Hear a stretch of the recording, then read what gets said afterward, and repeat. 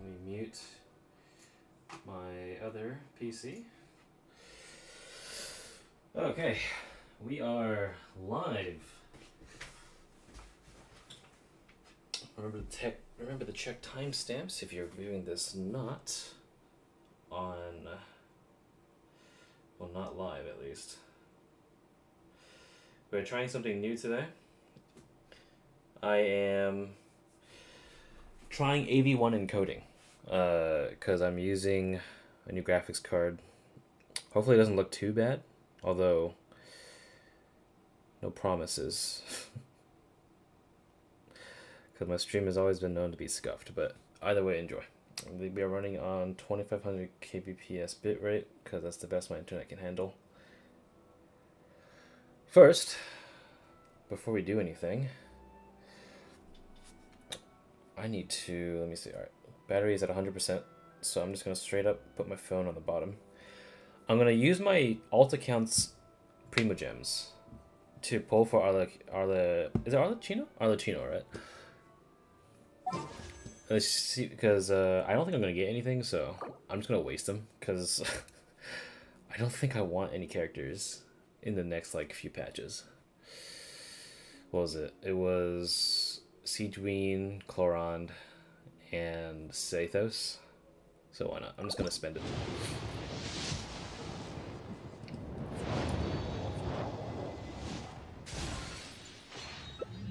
We got Necojishinusi. Let's do it again.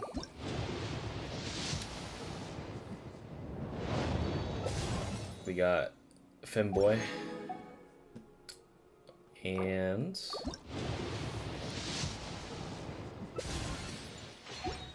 doesn't really matter if I get them or not, because I haven't touched the alt account in a very long time.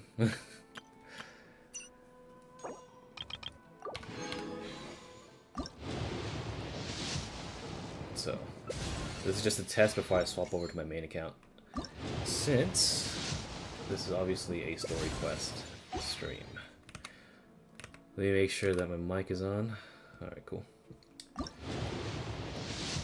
We yapping today. Okay, cool. We got literally nothing. I'm okay with that. It's okay. Hold up. One more.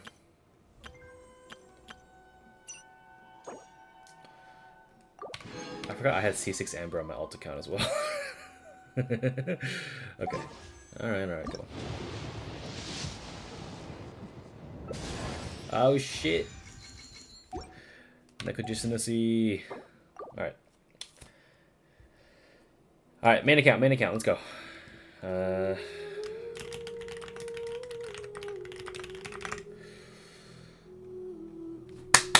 Let's go.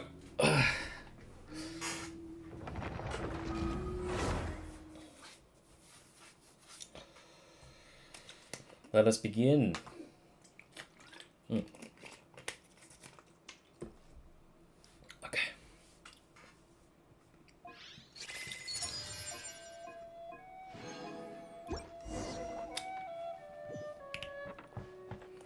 Let's get it. Alright, so no intro dialogue to anything. Seems like we just got some maintenance gems. I think we have enough. So let's just, oh, hold on. Did I buy the stuff this month? I did. Okay, cool. Alright, let's begin. Honestly, that's a really sick looking, like, backdrop. Look at that. Look at that. That looks amazing. Just a little bit of ass. Alright. Focused experience mode. Enable focused experience mode to avoid conflicts with other quests occupying locations or characters. Yo! Okay. Look at that.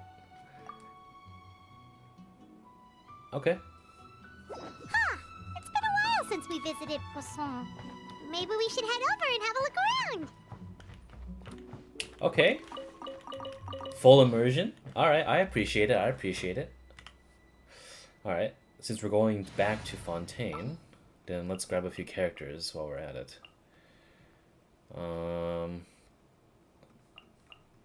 There's still a long road ahead. Alright, cool. I'm a fan. Let's get it. Back to fish. God, it's been a while since I've been here. Alright. Let us begin. Hopefully the stream looks okay, by the way. If it looks like shit, I'll change the encoder. Hey, traveler. Paimon. What's up, Blade? Oh, Paimon knows that voice! Over here.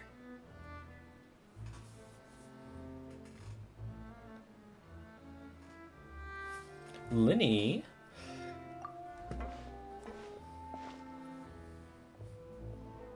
To borrow one of the more popular turns of phrase at the moment, this appears to be quite the fated reunion. Running into you two out of the blue like this has really made my day. I certainly wasn't expecting it. You can say that again. What brings you to Poisson? Wait, Paimon's got it! You must be here for one of your magic shows, right? Actually, we've run into a bit of trouble on the home front, so Father arranged for us to stay in Poisson for the time being. Oh, are Lynette and Freminet here too? Yep, along with most of the other members of the House of the Hearth. You may have noticed Poisson seems a bit more crowded than usual. So you're saying nearly the entire organization has moved to Poisson? Sounds like you've run into way more than just a bit of trouble. What's really going on? Well... Since the two of you are so curious, perhaps I can fill in the gaps. And Paimon is dead. You scared Paimon half to death! Father, you're here. That one fan art of Arlecchino, like, rolling their ankle with, like, the super pointy heels will never get out of my head. You know, on second thought, maybe we don't need to know. It's all probably super confidential House of the Hearth stuff, right? We totally weren't trying to pry or anything. No need to be nervous. I could sense your genuine concern from your conversation just now. Of course, I can also understand your confusion. Sending so many Fatui here to Poisson, it's only natural that some might suspect an ulterior motive to be involved. Well, we are a little curious, or we still have our reservations about your organization. I understand. I'm well aware you've had your fair share of confrontations with the Fatui in the past, and I can't exactly guarantee that we'll remain on good terms in the future. As for right now, however, I would say we have little reason to be at odds, wouldn't you agree? The House of the Hearth could stand to be more open with those who have worked so closely with us in the past. As for the issue at hand, well, it hardly relates to any ulterior motive. To be frank, it all stems from a certain rumor circulating around the House of the Hearth. It's an internal matter. What sort of rumor? A rumor that a certain phantom child is hiding away in the House of the Hearth. Some sort of ghost story, maybe? I feel like I'm getting chills already. A phantom child? Ooh, just hearing the name is giving Paimon the creeps. A spirit that should have long ceased to exist is lurking in the shadows of the House of the Hearth. So I decided to bring the children to Poisson before continuing to investigate the situation. I expect I should be able to track down the spirit fairly quickly. After that, it's just a matter of resolving the situation, if you will. It shouldn't be much trouble at all. If you're curious, or if you still have some concerns, it might be advisable to stick around for a few days. I'm sure the children would be exceedingly pleased to welcome some visitors. Lenny, I'll leave you to entertain our guests.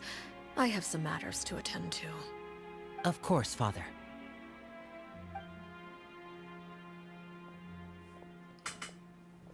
Close my door.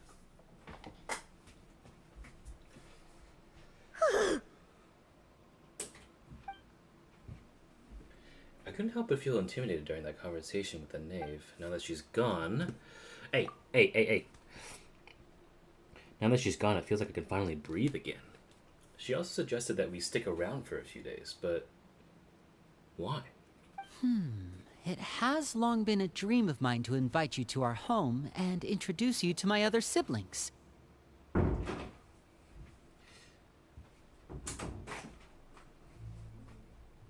You're quite well known in the organization already. A lot of people have been talking about you, especially after everything with the prophecy. We didn't do shit. If you're willing, why don't you stay a while and have a little chat with us? Alright. We don't have anything else to do right now anyway. But let's be clear, we're just gonna be there as guests, okay? Don't get any funny... Oh, wait a second. For your guests, that probably means we'll be treated to lots of yummy food, right? Classic. Of course. During our stay in Poisson, we've been helping out the locals with some fishing. We bring in quite the bounty every day. In fact, today's the perfect chance for me to show you what I can do in the kitchen. Let's go. I'll take you to where we're staying.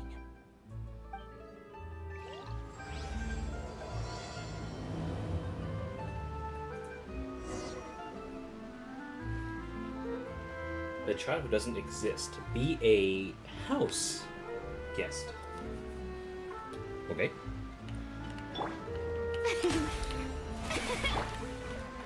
Just heal up the Udux. There we go.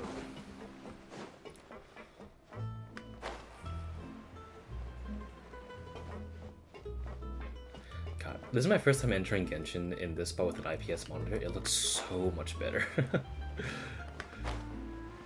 It's kind of unreal. Hold on, my bad. I think I'll just trigger the teleport here, right? Oh. Okay, there we go.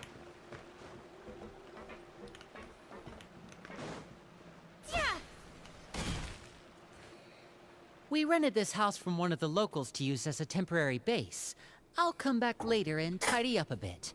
After that, it should be all ready for you to stay in tonight. Awesome, thanks! So, where are we off to now? Well, when I happened to run into you two earlier, I was actually in the middle of distributing some supplies. With this many people staying in Poisson, we have to bring in outside supplies every now and then. I should probably make sure the rest of these provisions get delivered. Otherwise, people might start to get antsy. Okay, we'll come with! There are all sorts of rumors about your organization floating around out there. Paimon's not sure if she could even take a wild guess as to what's true and what's not. But now that we finally have the chance to see a day in the life of the house, we can take a good look at how you operate! Well, you're more than welcome to come along.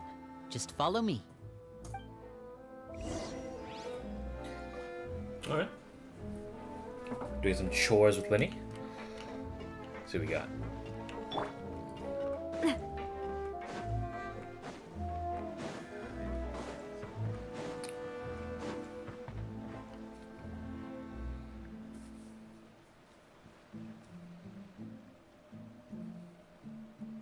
Lenny! You're finally here. The supplies. I'm assuming you've... Brought them with me? Yep, here you go. Hello? Something caught your eye? It's the Traveler in Paimon! Just fucking jumped at us. No way! Scared me for a second. I was like, what the fuck? Come here, everyone! Hurry! The Traveler and Paimon are here! Okay, guess we're stars. Somewhat. Local celebrities. One at a time, please. Don't crowd around them all at once. We don't want to scare off our guests now, do we? Oh, it's alright! Gotta say, Paimon didn't realize we were this famous. Of course! Father and Lenny have told us so much about you. Father told us about how you helped Lenny. According to her, you're a trustworthy friend. And as far as she's concerned, that's pretty much the highest compliment we've ever heard her give. As you can imagine, everyone's been very curious about you. I heard the Traveler is so strong that she can move a mountain with her bare hands. I heard Paimon eats so much that she can clean out the entire pantry at Hotel de Boer in just 3 days. Wait a second! That's the rumor you heard about Paimon? Oh, not cool at all! Mine's also kind of a stretch, you know. Oh, wait. When guests visit, you're supposed to give them gifts and stuff, right? Oh, we don't need something like that. Besides, we don't have anything to give to you. Come on, we insist. I can give you some of my new potions. Just pick your poison. And by that, I mean medicine or actual poison. I've got both. Huh? What? Or maybe Shaplo can teach you guys about stealth. He's super good at it. He's never been caught. Ah, now that's not a bad idea. I know you usually prefer to fight head-on, but it never hurts to expand your bag of tricks, right? When it comes to eliminating your enemies, staying quiet can go a long way. Trust me, I would know. I was poisoned not too long ago, and I'm still dealing with the after effects. So I'm not quite as good as I was before, but I can still give you some pointers. Wait, when you said gifts, Paimon didn't think you meant poison and stealth tactics. But those are the best things we can give you. You don't like them? Sorry, I gotta pause for a second. I don't know who that kid is, but she's great. I know. Yo, man, would you like some gifts? We've got a. Oh, no. You don't understand. I'm not giving you money. You see, the things that are more valuable than money is things that will actually kill your enemies. Ooh, how about this? Tell me the name of someone who really annoys you, and we'll teach him a lesson for you. Dude, these kids are great. What the fuck? What? Clearly, they took a note from Tartaglia, but okay. Or Rosario, kind of. All right, Fold, Selwar. I think that's enough suggestions for now. When it comes to being a good host, it's the thought that counts. You said it, Lenny. Oh, they're gonna take the poison. You don't need a physical gift to make our guests happy. In fact, pestering them with suggestion after suggestion might make them more annoyed than anything. I would say your enthusiasm has certainly gotten across. Really? We definitely feel the love. Awesome! It's been so long since we have had guests to play with. If there's anything you need, just let us know. Yeah, especially if it's poison or something. I've got all sorts of potions for that. Well, we'll talk to you all later. We've still got supplies to distribute. All right, see you later. Later.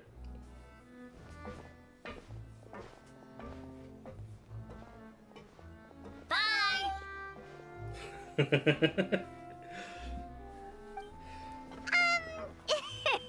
Lenny, about all that poison and stealth tactics talk just now. Scared you, did it? That kind of talk comes with being part of the House of the Hearth. When Foltz was really young, he strangled all of his family pets, just out of curiosity. He was labeled a dangerous problem child and was abandoned by his family. Future circle. Elwar has an unnatural obsession with potions. Father has forbidden her from trying all the different concoctions she comes up with, but she still tries to test them in secret. You really have to keep an eye on that one. Chaplot is around my age. While I'm mainly responsible for collecting intelligence, he handles surveillance. He's very passionate about his work and has no reservations about taking on some very difficult missions. I know you two probably aren't used to that kind of talk, but I can promise you they only had the best of intentions. Things like stealth tactics and developing different poisons, they really mean a lot to them. They were just trying to share the best of what they could offer, that's all.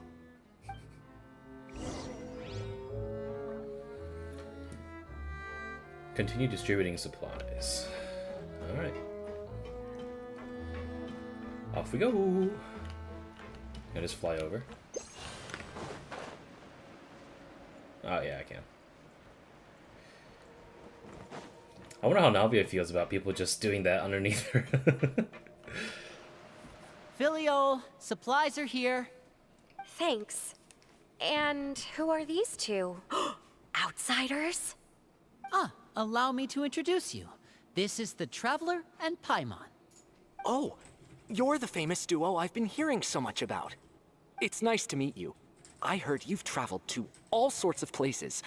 Is that true? Of course! We're making our way all across to that! Oh, good for you. You must be pretty familiar with Fontaine by now, then. Have you seen the new opera that started running recently?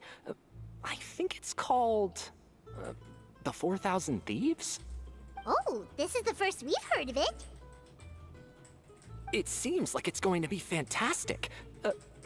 From what I've been able to tell from the posters, anyway.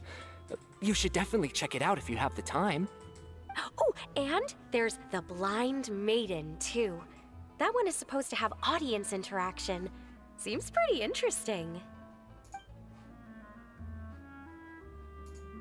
After this mission is over, I think I'll go get a manicure.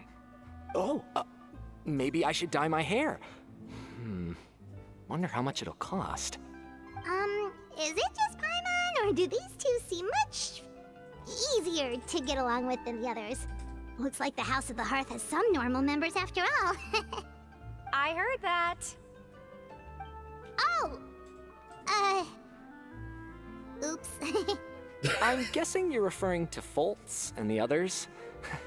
Yeah, we're definitely not all like them. I bet those crazies are practically foaming at the mouth right now. I'm sure they just can't wait to get back to Snezhnaya to carry out the plan. That's enough, Filial. Don't talk about family members behind their back, right? Whatever. Let's go. Damn, okay. Guess this is goodbye then. If you ever have some time, we should go see the opera together.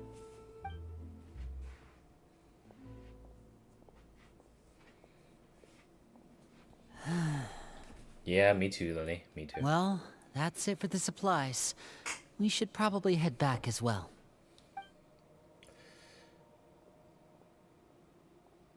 Is Arlecchino? Well, they didn't seem too happy with each other. Seems like there could be something more going on here. We should observe for now. You're right. We're only here as guests after all. Oh, Linny's getting super far ahead. Come on, let's catch up. Oh, he's just down there. Wait, we were literally just here. I guess that was the kind of the point. Okay. So, what do you think of the members you've met so far? They certainly got a lot of personality. Well, Father is always encouraging us to be strong-willed and independent. So if there's one thing we've got, it's people who aren't afraid to speak their mind. Well, I should probably get cooking. Wanna join? Of course! Then let's head out and... Huh? Freminet? What are you doing here? Box. Freminet, nice to see you again! You too. I heard you're here as guests of House of the Hearth. Welcome. We were just going to make some food. Why don't you come along? I could use some help in the kitchen, and I seem to remember you mentioning you wanted to make seafood soup for the Traveler and Paimon. Oh. Seafood soup? Oh, Paimon's drooling already. Were you looking for something just now, Freminet? Maybe I can help. It's nothing. I just wanted to see if there were any extra supplies. Yeah, we've got some left over. What do you need? Some food and water. And some clean cloth, if possible. No problem. Give me a second here. Food, water... Wait a minute. What do you need all of those for? You're not on any missions as far as I'm aware, and you were just going to come eat with us. So what's this all about? I thought I'd grab an extra portion because I get hungry at night. Could be because I'm growing, you know, and... What a horrible liar. Freminet. You remember what I told you? You're not like me. Your lying skills still need some work. Tell me what's going on. Is it really bad enough that you have to keep it from your own brother? Maybe it'll be better if we gave them some space. Uh-oh. This is the first time I've seen that kind of look on your face. Whatever happened, does it have something to do with Father? Yes. Just follow me. Uh-oh. Find out what Freminet is hiding. Uh-oh. If that's the case, hold on. Let me grab the gang. I'm keeping Navia because I need someone to keep my team alive, but let me get Lenny in here. He's only level 65, I believe. Level 60, damn, okay. Navia and Lynette. Prepare to be amazed.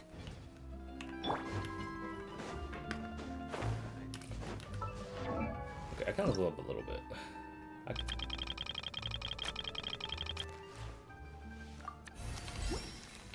Cool. Oh, it's a tiny kid. Yo, you good? You're back! Oh, and you've brought some friends with you this time. Hello, my name's Linny. I grew up in the House of the Hearth. And you are? Hi, Linny. I'm also a child of the House of the Hearth, just like you. You can call me Clairy. Clairvy? It's nice to meet you. Oh, Does that name ring any bells, Linny? wait a minute. No, not at all. That's not a name we have on our roster, I'm sure of it.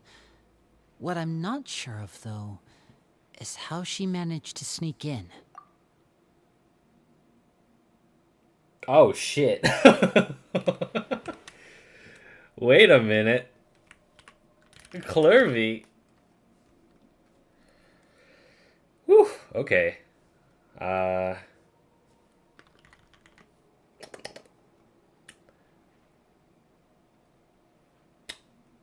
Alright. I can see why this is an important... Okay, I'm gonna shut up. She must be the phantom child Father's been searching for. From the looks of it, I'm guessing you were the one that found her, Freminet. You, haven't told Father, have you? No, I haven't told anyone. I've just been keeping her hidden. For how long? About half a month now. Oh, shit. So ever since we got to Poisson, then, do you have any idea what you're doing? I know what I'm doing. Really? 'Cause from where I'm standing, it looks like you're hiding the very person Father has been trying to find. If Father finds out about this, everyone involved is going to be punished. You know the rules of the house, Freminet. I know you do. Father doesn't tolerate any form of betrayal. So why are you doing this? I've thought it through. And I just can't hand her over like that. Linny, don't you remember last year? Chapleau nearly died after getting poisoned during that one mission. He wasn't able to get back before the poison started taking effect, and not a single person was there to help him. That night, while I was sleeping, I heard a voice telling me to go save him. I opened my eyes, but I couldn't find the source of the voice. I thought maybe I was just hearing things, but I went to look for him anyway. Luckily, I got there with enough time to save his life. That feeling of being haunted, of hearing voices, it's happened many times in the House of the Hearth. I'm sure you've noticed. So what you're saying is, that was her? She was the one who spoke to you that night? Unless there are other spirits roaming around the House of the Hearth, I don't think there's any other possibility. If Clairvy were our enemy, it wouldn't matter whether she was a spirit or an actual child. I would have acted without a second thought, because that's what Father ordered us to do. But she's been living with us, helping us from the shadows all this time. I think that makes her family. I couldn't just hand her over to be dealt with. Not when there's so much we still don't know. So what's your plan then? You can't keep her here forever. Someone is bound to find out eventually. I haven't thought that far yet. I don't want to disobey an order from Father, but I also don't want to put Clairvy in danger. Come with me. There are a couple things I'd like to say to you in private. Uh-oh. Oh. Clairy's coming back. Those two sure care a lot about each other. Well, they got a funny way of showing it. From where Paimon was floating, it sure seemed like they were about to bite each other's heads off. No way! They have a really deep bond. I could tell right away, because I also have a friend like that. I just don't know how long that kind of bond can last. What do you mean? The darkness in the house runs deeper than you can imagine. No one can get out alive. I'm sorry, Linny. I really didn't mean to drag anyone else into this. Oh really? You didn't mean to? 'Cause I for one wish you did. Huh? What do you mean? You know, when we were younger, you didn't call me Linny. You called me brother, just like Lynette. We grew up together, the three of us. We were all orphans, all rescued by Father. Of all the siblings in the House of the Hearth, I think our bond was the closest. Later on, when you started calling me Linny, I wasn't actually surprised. After all, Lynette and I are related by blood. We've had to depend on each other to survive long before we joined the house. Linny, The darkest and most difficult moments of my life happened before you and I had ever met. I'm sure that's true for you as well. Even so, Freminet, we've stood by each other for all these years now, and to me, that means more than blood. You and Lynette are the most important people in my life. No one can replace you. So I won't let you face anything alone. Not if I can help it. Oh, looks like things are getting kinda heated between Linny and Freminet. Maybe we should go check on them. Oh, it's raining. I should put my clothes away. Oh. Oh!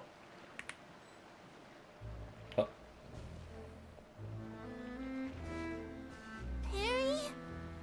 Huh. Looks like she's not here either. Perry.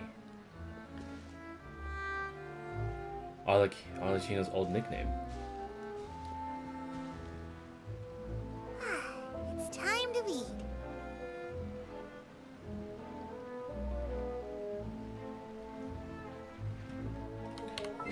I wonder if she shows up in photos. Oh, I guess she does.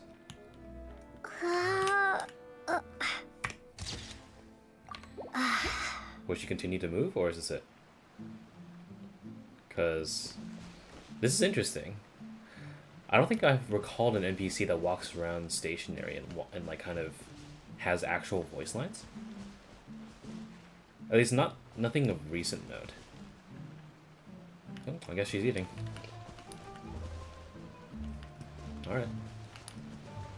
Oh, I just saw the. Hey, you two! Hope we aren't interrupting anything. Like a fight, or... Oh, wait a minute, Freminet. You're not crying, are you? Is everything alright? Everything's fine. Thanks for asking. Well, we're all friends here, right? We've been through so much together, so if there's anything we can do to help, just say the word. It's just a small family dispute. It's not something our guests should trouble themselves with. In fact, it might be better if your stay ended here. But sometimes having guests around can come in handy. What are you getting at, Traveler? When guests are around, families are often on their best behavior. And any disputes are less likely to escalate. That's what you're trying to say, isn't it? Exactly. I just... Thank you. I was really hoping to keep you out of it. But even if I could think of some other reason to turn you away, I'm not sure I could convince you. I know things could turn dangerous, so I promise you this. From now on, I'll protect you like my life depends on it. Me too. Well, back to the matter at hand then. If we don't plan on handing Clairy over to Father, then our only other option is to solve the mystery of her identity before Father is able to track her down. That means finding out where she came from and what she's doing here. Then we can send her on her merry way and pretend like none of this ever happened. I've tried that already. Oh. Well, okay. And? And... nothing. I tried taking her somewhere really far away, but... after some time, she just reappeared. She even came with us all the way to Poisson. It seems like wherever the house is, she follows. I don't know much about spirits. Do you two have any ideas? Let's see here. Paimon remembers hearing something like, if you fulfill a spirit's last wish before they died, they'll let go of whatever's keeping them here and return to the ley lines. Oh, it's just that Paimon doesn't really remember where she heard that, so it's not guaranteed to work or anything. Well, sounds like it's worth a shot. Guess that means we should go ask her about her wish. But first, Freminet, I need you to promise me something. What is it? I need you to promise me that this will stay between the two of us. We're the masterminds behind this whole thing. No one else gets involved. Can you do that for me? Of course. I promise. All right. Then let's seal the promise just like when we were kids. Fist bump on 3. Ready? 1, 2, 3. I swear.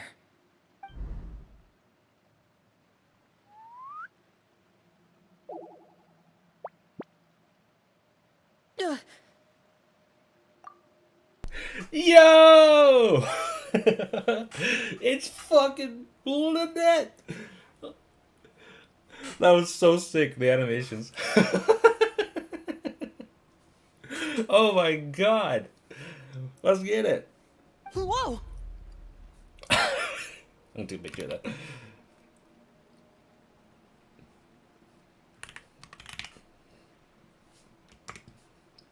Lynette! But what a surprise! What brings you here, dear sister?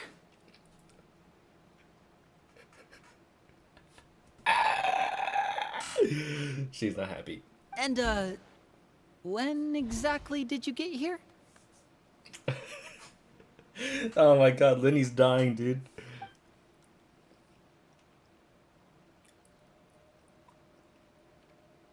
You're an idiot, brother.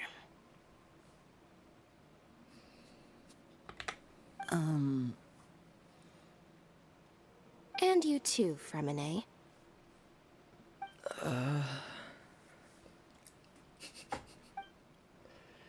We're not talking You about this 3, one. Traveler.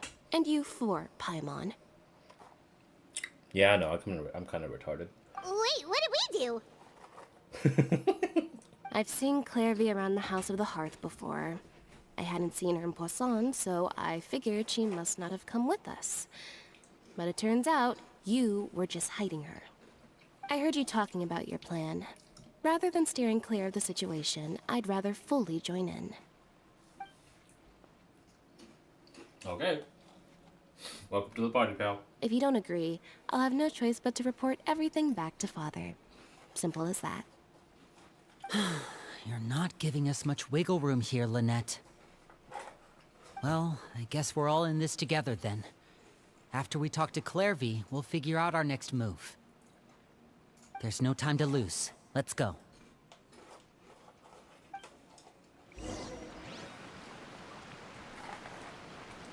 Well, Yeah. Let's get it. I'm full. Thank you for bringing me this food, you guys. She said she's full, but the food doesn't look like it's even been touched. Well, she's a spirit. She can't actually really eat. That's right. Based on what I've been able to observe, it doesn't seem like Clairvy can interact with the physical world at all. Still, when she's presented with food, she'll always linger around it for a good little while. Maybe, in her mind, she really is eating those things. Does she know that she has already passed away? I've tried to ask her, but she didn't answer. My guess is that she's just as confused as we are. Or maybe she couldn't understand the question at all. Clairvy, if you've got some time, I'd like to ask you a few questions. Sure. Oh, another new friend. Hi, I'm Clairvy. Hello. Clairvy, how did you join the House of the Hearth? Huh? Isn't it the same for everybody? The Nave brings you here and then you can't leave. It's just that your name, it's not on the roster. And I've never seen you before. The roster? Oh, I get it now. I think there might be some things you don't know about this place. The people in charge, they're not as nice as they look. They say they keep a roster, but it's not complete. There are a lot of people who aren't on it, and never will be. In this house, some people are family, and other people are just test subjects. Those kinds of people aren't ever going to get a place on the roster.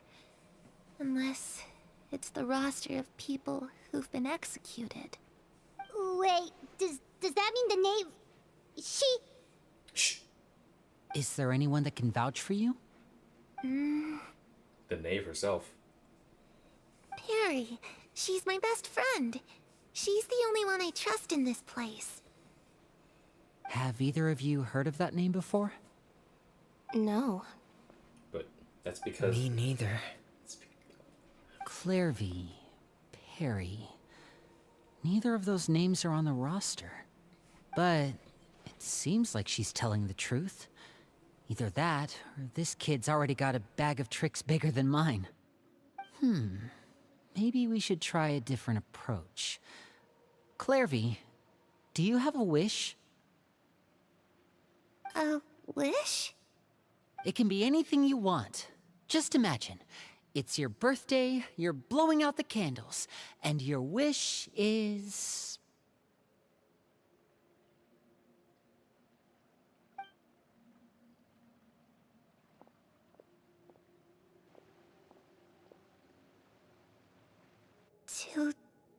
To go outside, where the sun can find me.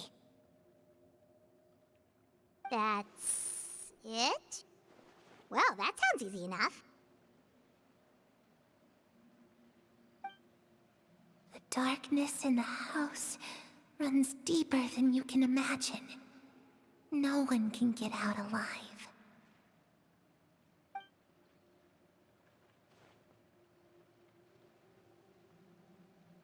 Okay, time to divide and conquer. Listen up, I've got a plan. I'll try and find a way to use basic illusory magic to take Clairvy outside and bring her somewhere with sunlight.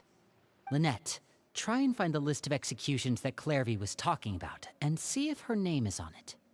Freminet, you stay in Poisson. We can't be the only ones who've had run-ins with Clairvy. I need you to collect intel on everything she's said and done. Understood. I'll try my best. What about us? What should we do? I really appreciate your willingness to help, but this is a family matter. I don't want to drag you in too deep. It's too risky. Let me think. Since Father considers you to be guests, maybe you could stick by her side for a little while. You don't need to do anything except keep up some nice, casual conversation. Ah, Paimon gets it. You want us to distract her. That's a horrible idea. Brother, Paimon's gonna fucking yap, and then we're gonna lose all our cover. Like, bam. Just like that. But okay. I'll give you a magic bird. If Father suspects something, all you need to do is release it when she's not looking, and it'll alert me that something's wrong. Of course, that's only as a last resort. If Father doesn't seem to notice us, there's no need to make contact. We'll reconvene here tonight after all's said and done. If the worst-case scenario happens and we're discovered, just tell Father everything. We're not going to let our guests get punished for our own actions. That's where we draw the line. Be careful now. You too. Okay, this is where we part. Father should be at the beach nearby.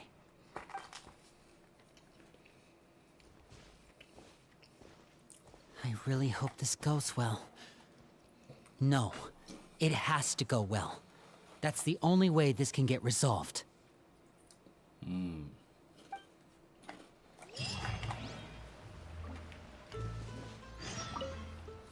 Clairy, I'd like to take you somewhere. Is that okay with you? Sure. Where are we going?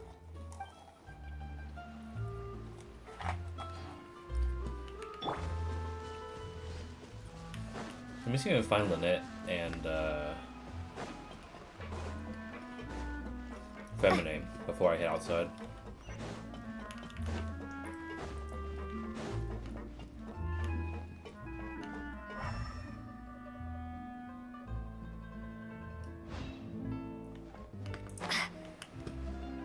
Oh, Freminet's here. Okay.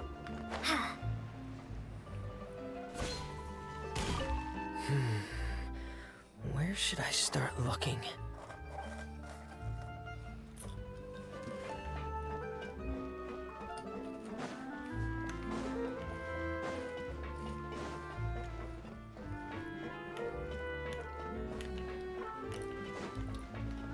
Oh.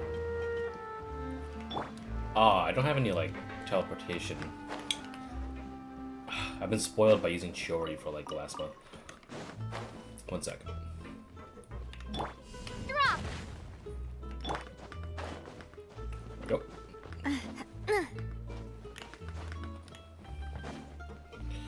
Okay.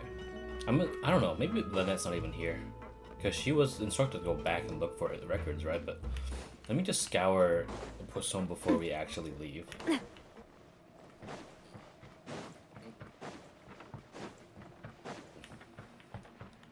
Although, I don't think it's really much interesting dialogue. She'll probably be like, where is it? But if I can't find her, I'll just chalk it up to Lynette being Lynette.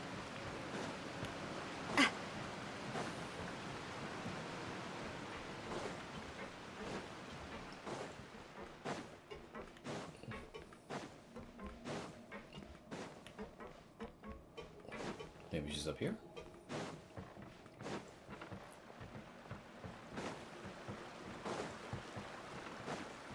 No.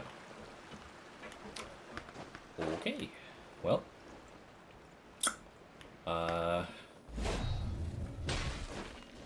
Yeah, but I don't think she's back here either. Yeah, that's not. Yeah. Clairy and Lenny are here. Alright, let's go outside.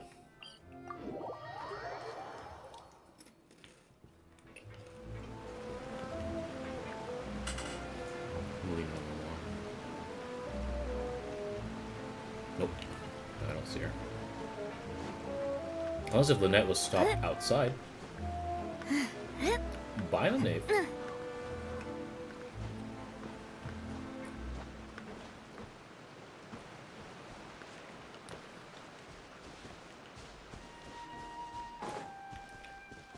Peaceful music time?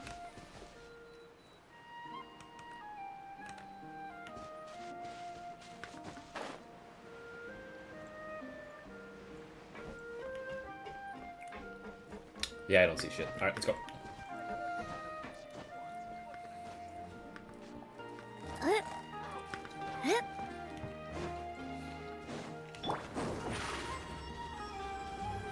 Is that fucking Childe? Wait, it is. Wait, Childe's back. What the fuck? Hey, yo man, how's it going? You wanna fight again? It's the Nave and Childe. How's it going, man? Yo. Hey, aren't you supposed to be in Snezhnaya recuperating? What are you still doing in Fontaine? Oh, it's you two. I didn't expect to run into you here. I was unconscious for quite a while after the fight in the Primordial Sea. After I woke up, I realized I was being taken back to Snezhnaya, and well, I couldn't have that now, could I? Not when I've still got unfinished business here in Fontaine. So, I mustered up all my strength and made the journey back on my own. Oh. What sort of unfinished business are we talking here? Okay. It has to do with Skirk, my master. I really wanted to meet up with her, but by the time I got back, she had already left. I still have so many questions for her. Without any other leads, all I could do was ask the Knave to help me track her down. She must have left behind some traces from her time in Fontaine. Oh, okay, so have you found any clues? Unfortunately, no. While the House of the Hearth is adept at collecting all manner of intelligence, certain existences can still manage to escape our purview. Basically, unless Master feels there's a need to meet with me, she's not going to be found. But that problem has an easy fix. I just need to become stronger, and then... Paimon thinks you should focus on getting better first. The worst of it is over. I'm sure. It's all thanks to that one kid from the House of the Hearth. Elwar, I think her name was. She gave me a bunch of random potions to drink. They didn't go down easy, let me tell you. Pain and chills all over. But they really did help speed up my recovery. And that's good, because it looks like I really do have to head back this time. The old man's been putting the pressure on me. He sent someone to tell me I'm needed for some sort of project. Project Stuja? Yeah, that's the one. I heard Regrader's involved too. I'm not looking forward to having to listen to all his monologuing, that's for sure. Hey, maybe you could think of a way for me to stay in Fontaine for a little longer. Certified yapper. Helping Linny and the others brush up on their fighting skills would be far more interesting. If you and I could spar, that would be even better. I've been waiting for a chance to see you go all out. And what a sweet little daydream that is. But I also have a role to play in all this. I'll be leaving Fontaine shortly as well. Besides, considering how little they see fit to step outside the homeland, being called on to return to Snezhnaya by such illustrious dignitaries, what a great honor. Wouldn't you agree? One I could do without, I'd say. Is it just Paimon? Or does it kind of seem like they're... Casually trash-talking their colleagues behind their backs? Yeah. Yes, very much so. So, dear guests of the House of the Hearth, to what do I owe the visit? Well, we just, Want to learn more about you? right. We're super close to Linny and the others, but we still don't know much about you. Is that so? Introductions have already been made, have they not? Oh, well, you see, there's only so much you can learn about someone from a short introduction. At least tell us something a little extra, like, why do you call yourself father? Good save. Because that was the most awkward fucking thing I've ever heard in my life. Huh, good question. I'd also like to know. The fact that you have to ask tells me our intelligence work has been quite successful. Telling you the answer to that question would only serve to undermine that success. And we can't have that, now can we? Spoken like a true diplomat. That was some expert sidestepping right there. Well, if there's nothing else, I think I'll take my leave. I still have a small matter to resolve at home. There we go. Paimon's gonna be like, no, wait. Wait, don't go! God damn it. I'm cringing. If the Nate leaves right now, she's sure to run into Linny and Clairy. Should I release the bird Linny gave us? No. We should try to get her talking about something else first. Okay. I missed it. Why are we working with her? We are not working with her. We are trying to distract her because at the moment, Clairy and Linny are trying. Well, we're trying to fulfill Clairy's wish of going outside where the sun can see her. But the thing is, Lynette has also been tasked with finding records and the execution list that Clairy mentioned to see whether or not the lists of names are on there. And Freminet is basically trying to gather intel on Clairy. So we're not really working with her. Rather, we're trying to keep her distracted until Linny and Clairy can quote-unquote go outside. But the thing is, I predicted this already. I knew that us distracting them was a fucking horrible idea. But I guess nothing else. Well, I mean, nobody really was up to the job, I guess, because if the Nave had her colleagues / children work with her and suddenly just start asking these questions, she would know immediately something's up. But I guess with the Traveler, she has to be on her quote-unquote best behavior. Anyway, about the House of the Hearth, what does the organization mean to you? I'd also like to hear the answer to this. Thanks, Childe. I've met some of the members of your organization, and they all seemed like really good kids. They actually reminded me of Tonya and Tusser. Which, by the way, if you ever betray them, I'm just letting you know, I won't let you off easy. And why would I betray them? Well, you've already betrayed the House of the Hearth once, haven't you? At least, that's what I heard. Oh, shit. Now you can't get away now. Let me increase the volume a little bit. There we go. Yeah, that is... Thank you, Childe. You did some better distracting than any of us could ever have hoped for.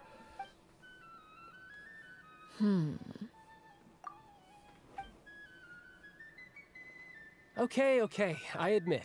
That's just what the old man told me. The rooster, I mean. The Knave betrayed the House of the Hearth. So does that mean what Clairy said was true? The Knave really treats her children like test subjects? Oh, wait. Did you really do something bad to those kids? Hey, Paimon, what did I just fucking say you shouldn't say? Never mind what I've done. I'm more curious as to what the mighty rooster had to say. Care to enlighten me? Well, nothing much. Just some stuff about you taking out many other members of the House of the Hearth, and even going so far to attack your own family. I see. Oh, based on your reaction, I'm guessing it's all a bunch of lies. Hardly.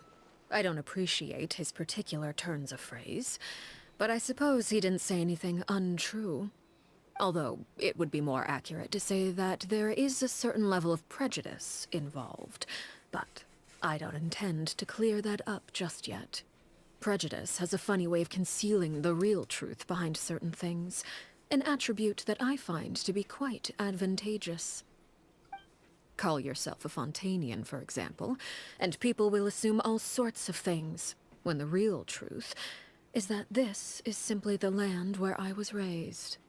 Huh? You're not actually from Fontaine? But then why did you try to help out with the prophecy and everything? I was trying to protect the children born in Fontaine. Claiming that I myself was a Fontanian simply made it easier to operate. People would hardly suspect a fellow Fontanian of having any ulterior motives. Who wouldn't want to save their homeland after all? The primordial sea wouldn't have any effect on me, but it would have caused great harm to the House of the Hearth.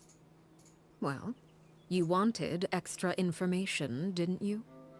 There you go. I hope that satisfied your curiosity.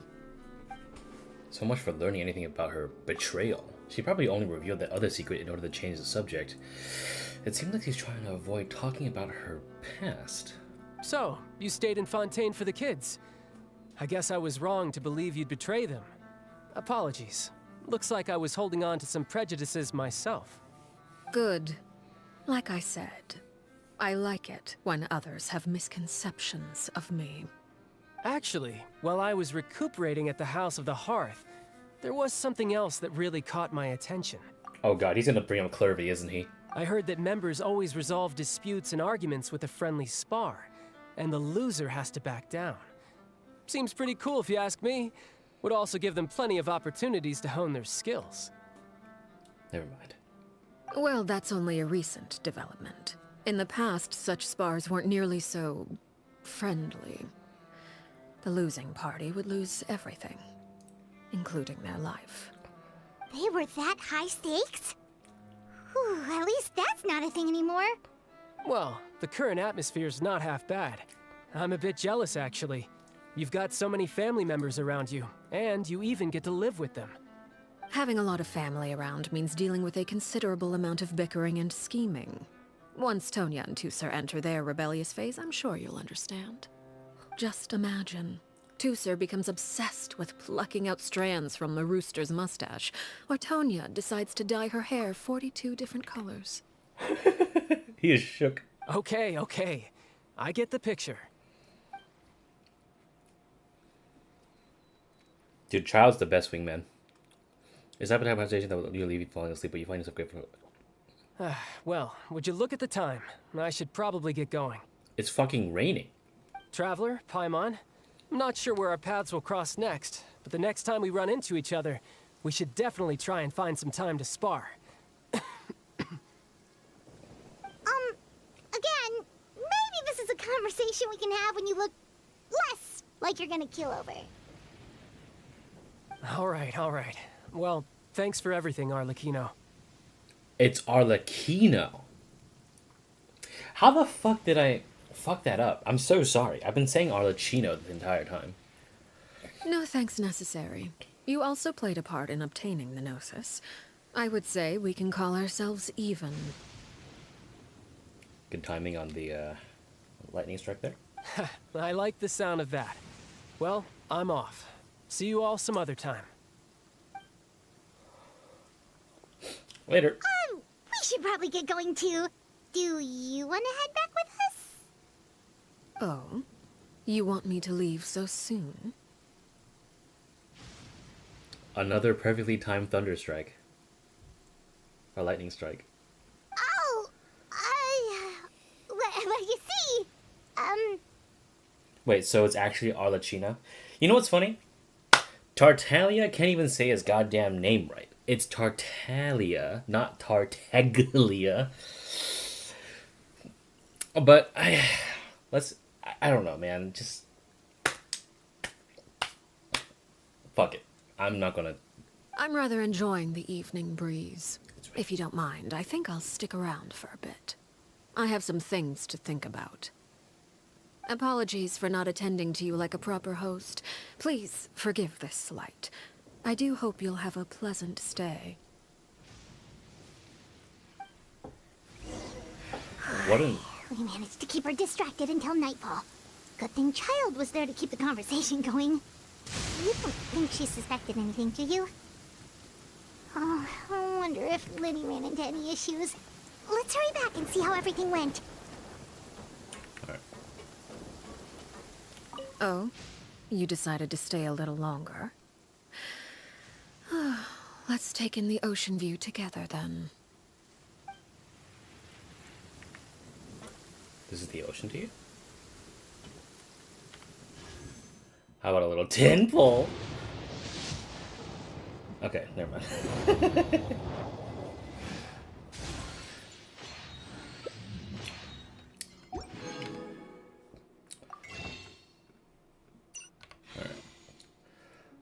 Let's do like, hold on, how many do I have? So currently we just did 10. We got Chiori a little while ago, so 15. So we are at 26. Let's go 36 for now.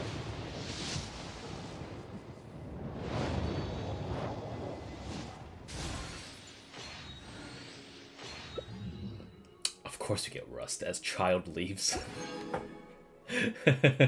He just tossed his old bow behind his back, dude.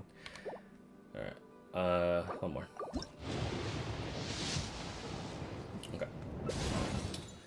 I got another rust somehow. How do I keep getting these, man? Back when I was pulling for Polar Star, I got like R17 rust, and it still hasn't left me. I'm still kind of pissed about that, but whatever. Anyway.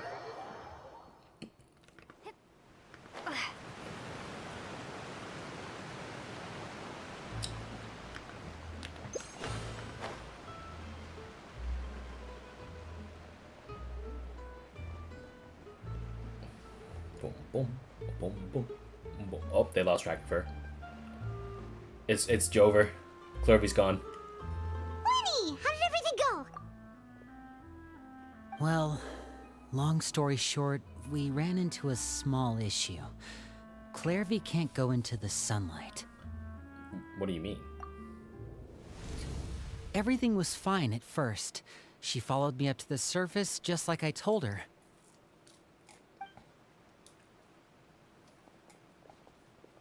But as I led her out of the shadows and into the sunlight, she vanished. Oh. I turned around and there she was, standing at the edge of the shadows, silently watching me. It's a look of pity. Huh. Maybe she's afraid of sunlight, or... No, it wouldn't be her wish if that were the case. Well, we could always try pushing her into it. Well, I don't think we should push works... pushing works on a non-corporeal being. Yeah, don't do that, please. Oh, true. I've pretty much tried it all already. Nothing worked. Eventually, the sun went down, so all I could do was bring her back here. How did it go with you, Lynette? Good. I've got the list. It's right here. Really? Well, what are we waiting for? Let's take a look!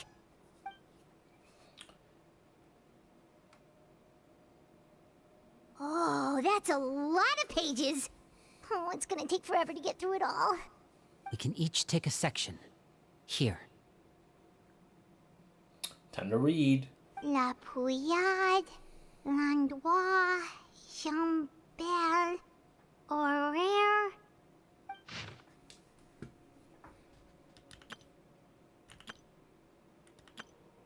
Okay. Oh, yikes. That horaire guy has a huge scar on his face. He's kinda giving Paimon the creeps. I've met him before. The scar is from an injury he received during a mission. I still remember him joking with me about it. He said any future lover would take one look at him and then lose all interest.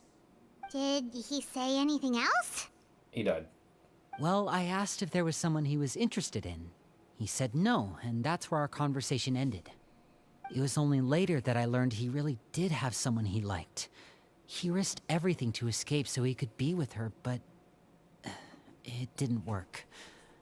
One day, Father asked to see him, and, well, I never saw him again after that. Wait, so that means the Knave, she... Killed him? Yeah. It may seem cruel, but it's just one of the rules of the house. Betrayal is not to be taken lightly. We know too many secrets to come and go as we please. So, if you do try to leave, you pay with your life. Clairy was never executed. Her name's not here, huh? Well, that's not too surprising. It doesn't seem like this list is complete. It only contains records dating back around 5 years. Let's shift our attention then. Freminet, were you able to find anything out? Freminet. Sorry. I was thinking about something. I managed to talk to quite a few people, but I couldn't help but notice that the atmosphere in the house was a little... strange. Strange. Yeah, I mean, I know there have been arguments in the past, times when people haven't gotten along. Chaplot and Filial are a good example of that. Oh, those are two of the people that we met while delivering supplies. Paimon can see how they might not get along. They had very different vibes, and their, interests seem to be pretty different as well. That's to be expected, actually. Father brought us all here, shared her knowledge with us, taught us how to fight. That's one thing we all share. But that's also where the similarities end. Not all of us feel the same desire to stay here. As members of the House of the Hearth, we're also considered part of the Fatui. And to a lot of people, that's an identity they never asked for. Certain members get older and realize they want something else for themselves. But considering the rules of the House, most people would never say that out loud. People like Chaplot and Foltz are loyal to Father and her vision. They're proud to be part of the Fatui. Filial and Nantoy, on the other hand, well, they aren't quite as enthusiastic. These kinds of conflicts have always been there. It's not like Father is in the dark about any of this. Well, that's true. But it just feels like things have gotten worse lately. Filial and the others, it seemed like they were meeting in secret to talk about something. I can't say for sure, but I think they've met Clairy. That could Do be a you think possibility. she's been inciting them to act out? No, not exactly. But I wouldn't be surprised if she said something to them about the darkness in the house and how deep it runs. She's told me about it before. Experiments being run on children. People being used as pawns on the battlefield without so much as the strength to survive. And they just believed all that? Without any evidence? Clairvy's words probably gave them the excuse they were looking for. Whether they actually believe them to be true is secondary. This is all because of Project Stuja, isn't it? Whoa. Hold on a second. What's this Project Stuja all about, huh? This is the second time it's come up now. Sorry, but I'm not sure of the details either. I only know what Father has told us, which is that it's something the Rooster and Regrader have been working on together. Apparently, it has to do with the Fatui's strategic plan for the future. Because the House of the Hearth was so successful in obtaining the Gnosis, we now have the honor of playing a key role in Project Stuja. Wait, but isn't that a good thing? Bruh. Key role is just another way of saying dangerous role. To us, the whole thing is an inconvenience. Father thinks so too, but she's in no position to refuse. Their plan isn't exactly unreasonable, and they've been funneling the house a lot of funding. It's just that we'll lose a lot of members in the process. Participating in the plan, it's an honor in name only. What they're really trying to do is subdue us. The existence of an intelligence organization outside their control makes them feel uneasy. Looks like the Fatui are plotting something very big. But given how little Linny and the others seem to know about it, I probably won't be able to learn too much. I should keep a sharp eye out during any future dealings with the Fatui to see what I can learn. Okay, super complicated top secret Fatui business aside, what does all of this have to do with the conflicts you were talking about earlier? Paimon doesn't get the connection. External pressure has a way of exacerbating internal strife.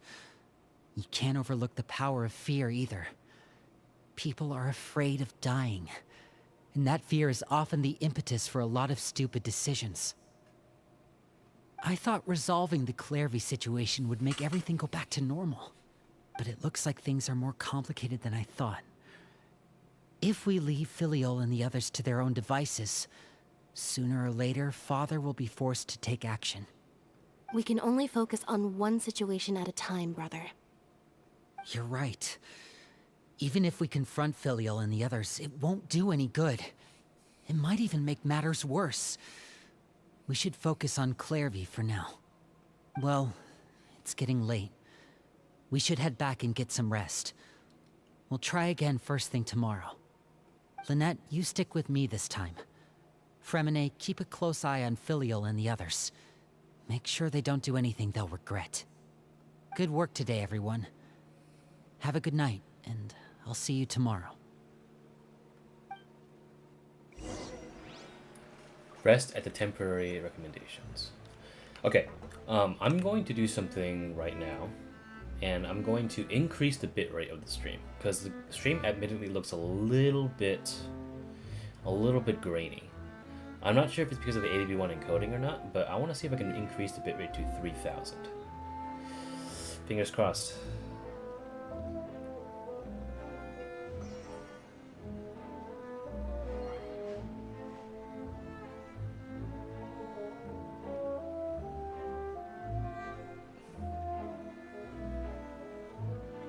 We're sitting at 2911.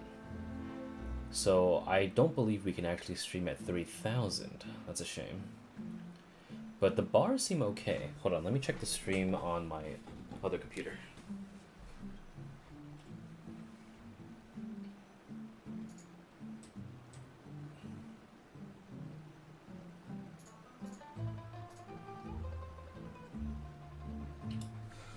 Alright. You'll have to do for now. Alright, let me go down to 2750 to keep it. Okay. Okay. I think we can keep this bitrate. Okay, just let me know if things go horribly wrong. Alright.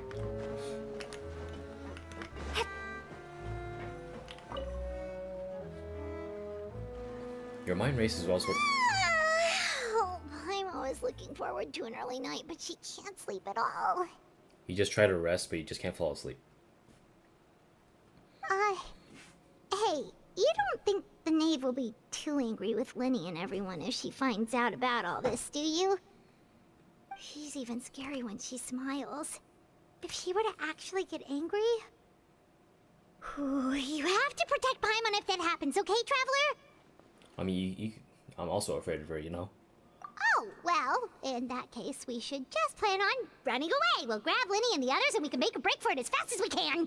Good thing you're saying that out loud for everyone to hear. Look!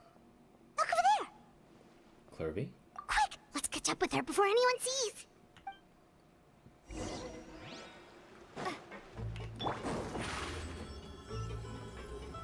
Surprise! Over here! Over there! Clairy?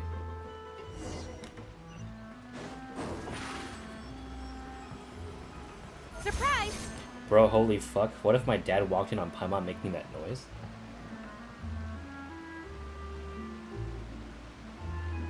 I didn't even think of it that way, man. What the fuck? Oh, where is she going? Oh, if someone sees her, we're toast!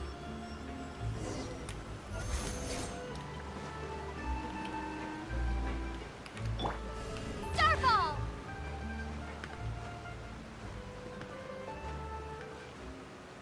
Huh?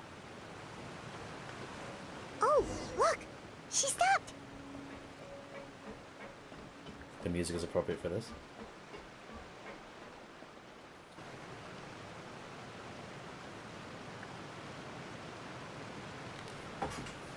Clairy! Hi. Shh. I opened the window while no one was looking.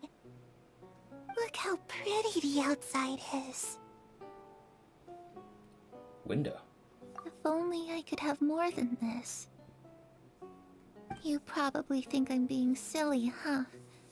All this hopeless resisting. It's better to dream of what I could have than try to make it a reality, right? Please, help us get on the same page here, Clairy. We need you to tell us what you know. Can you do that? Sure. Although, after you hear all this, I think you might regret that decision. Everyone in this family is nothing more than a tool. Something to be used and exploited. We're all expendable. Including me.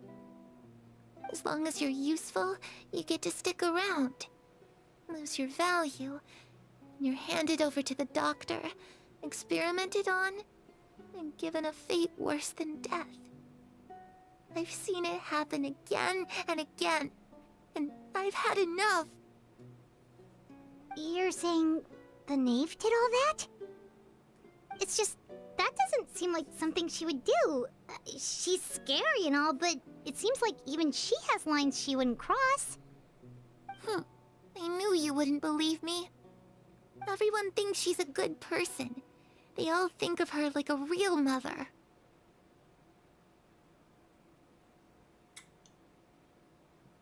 But they're called father. Mother? But she doesn't deserve that title. She's disgraced it and tarnished it. And if I had things my way, I'd never see her again. If only Perry were here, she'd understand. Perry. There's that name again. Also, Paimon's getting a strange feeling. She's stuck in the past. It almost feels like she's not really here with us. Paimon can't tell if she's actually talking to us or if she's mistaken us for someone else. It could be anything, though. Well, in any case, it seems like she really needs someone to talk to. We should keep her company for a little longer. She looks so young, but it seems like she's been through a lot. It's getting windy. I should close the window. Ooh, look at the moon. Isn't it pretty? Hey, wanna hear a secret?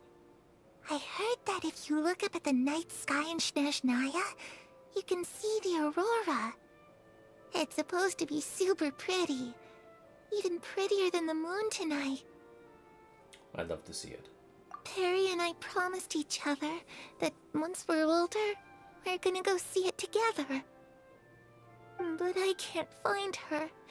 I'm worried she's also been... No, that wouldn't happen to her. She's special. Mother likes her a lot. I should really go talk to Mother, but we just fought. She doesn't want to see me, and I'm too scared to face her. What should I do?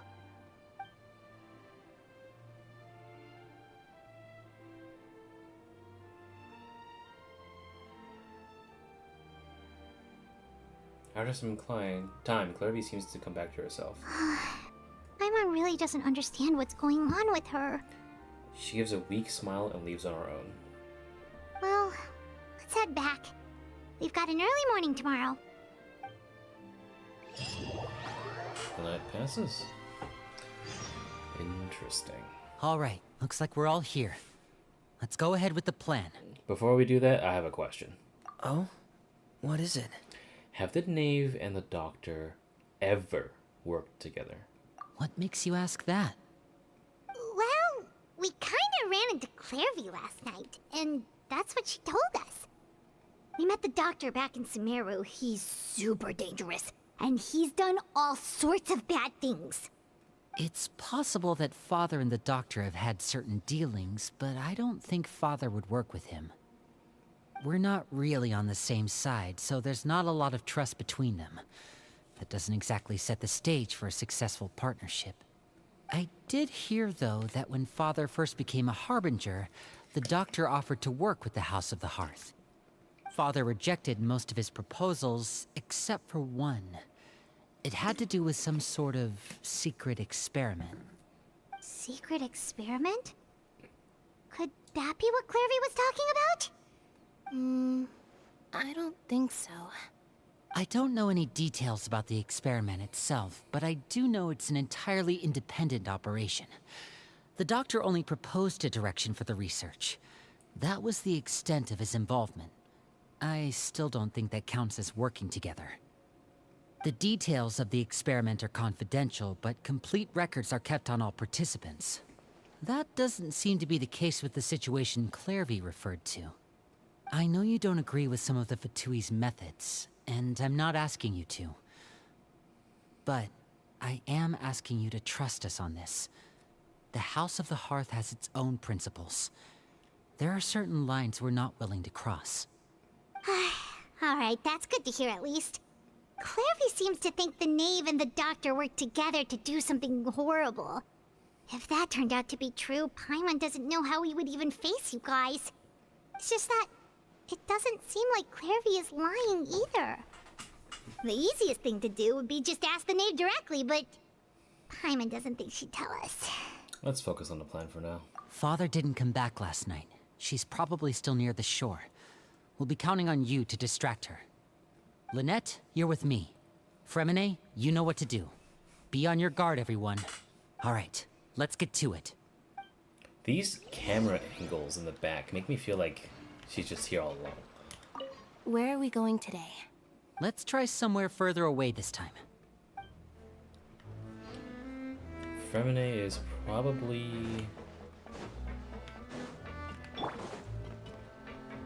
Is he in the back?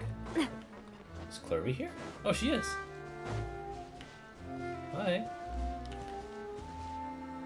Oh, it's raining. I should put my clothes away. She's not moving this time. Clairy?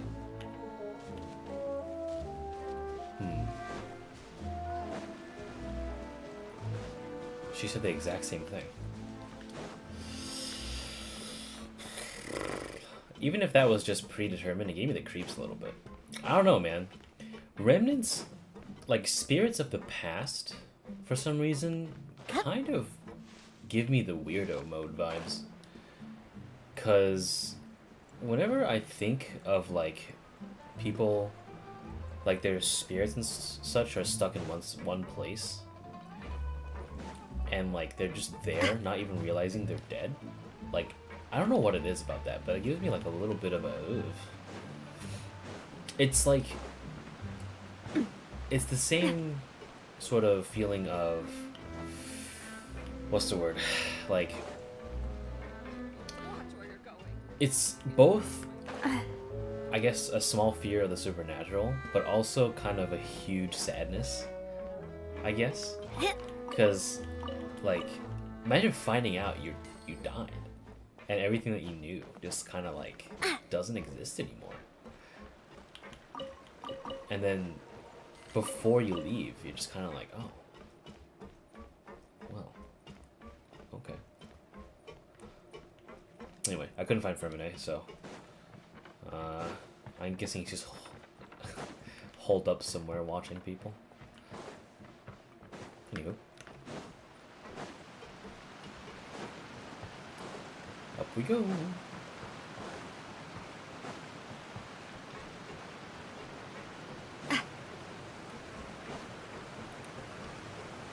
Let's use a little portal this time. It'll be easier.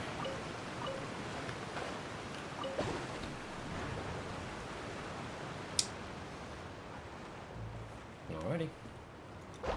Yep, there she is. She's looking at that Sama churl, bro. Okay.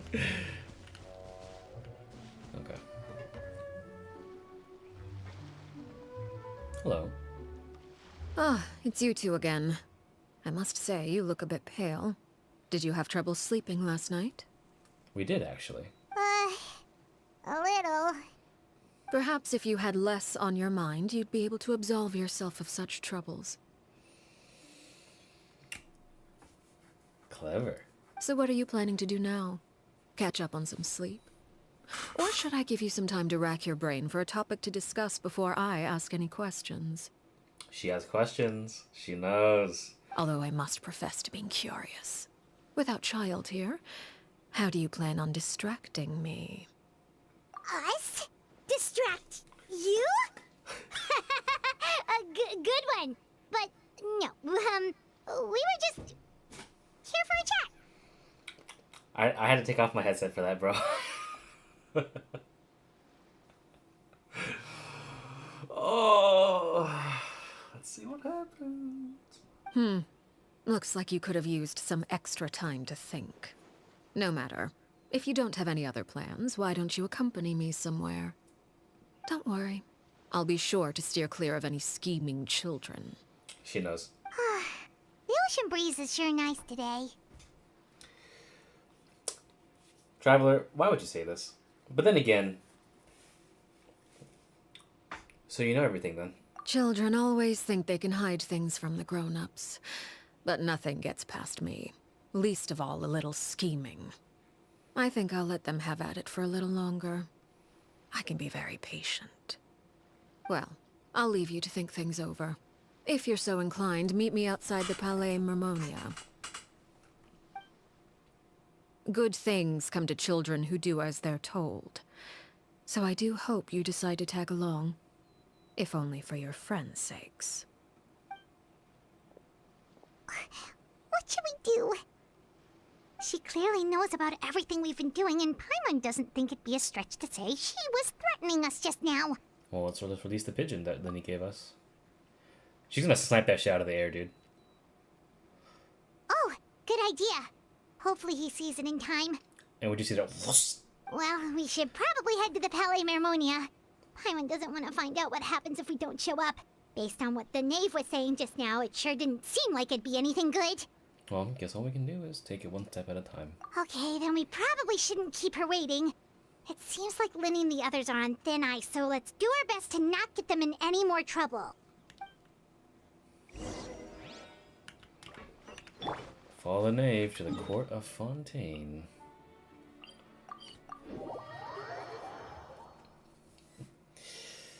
Here we go. Seeing as we still have some time before my meeting, we might as well enjoy some pleasant conversation while we wait. I'm glad to see you get along with my children. Being surrounded by good companions is necessary for a child's development. You're not planning on doing anything to them, are you? Don't do that.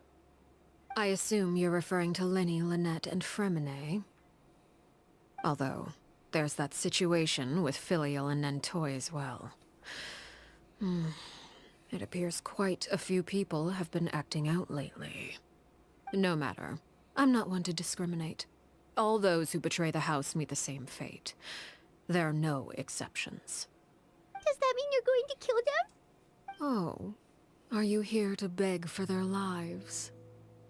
I'm sorry to disappoint, but the rules of the house change for no one. In my organization, everyone is responsible for their own actions. But don't you care about them at all? They really respect you. They even call you father. You must feel something for them. Traveler. Any organization in which feelings come before principles is one destined for ruin. The House of the Hearth is hardly an exception. You could say our principles are more stringent than most. Perhaps I can offer you this consolation at least. As our guests, you two will not be held accountable along with them. Well, is there really no other way to solve the issue at hand? I would imagine Linny, Lynette, and Freminet will be able to keep their lives. As for Filial, Nentoy, and the others, I'm afraid there's little I can do. They can try to escape, but once you know our secrets, there's no getting out alive. But that's awful. Paimon's VA is so good, what the fuck? I think she took... I definitely believe that in the past few updates, like, she has gotten the voice down, where they get the particular character that they want to bring out. So, Paimon's VA actually turned a new leaf for that one. I don't... Because she really wrangled it to work, in my opinion. Because they found her a character that she knows how to play well, you know. So, I don't know. I never thought she was a bad cast, but... Ah, you seem concerned. Out of consideration for my guests, I suppose I could turn a blind eye for a little longer. If Linny and the others manage to dispose of Clairy in the meantime, all evidence of their wrongdoing will be lost. In that case, I could hardly punish them for something I couldn't prove. If their efforts are unsuccessful, on the other hand, all will be held accountable. And the punishment will be severe. Well, it's a deal then. We'll hold you to it. Of course. Oh, and here, I believe this belongs to you. Do try and keep better track of it next time. I knew it. I knew she would fucking grab it. It's the funniest shit. It takes a considerable amount of time to train a bird like this. It would be such a pity if you were to lose it. Permanently. Wait, where did you get that? Thank you. Well, I'm afraid that's all the time we have to chat. Now, for the matter at hand. I asked you to meet me here because I have business at the Palais Mermonia. It has nothing to do with you, but I think it would be prudent for you to stick by my side for the time being. There will always be time later to run off and tell Linny what you've learned. Well, time to go. Looks like we wrapped things up just in time. For the Knave to complete the negotiations. Ooh. Ah. Cool.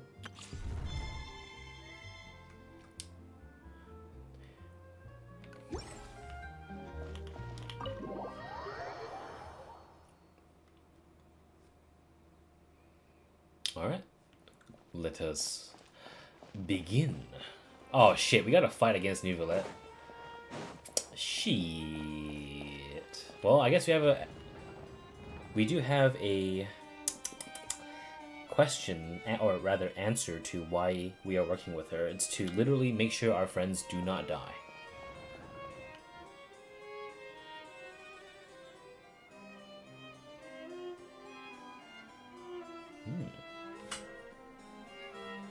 What's up? It's been a while, Monsieur Neuvillette. I must say, I wasn't expecting my meeting request to be approved quite so quickly.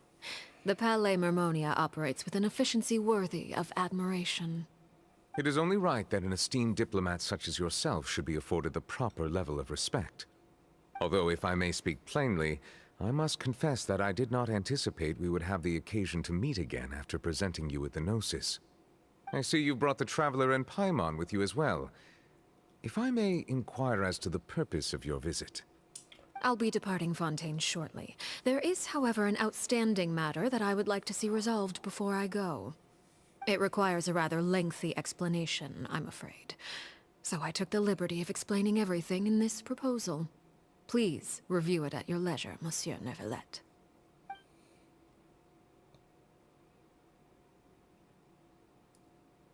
Give, receive.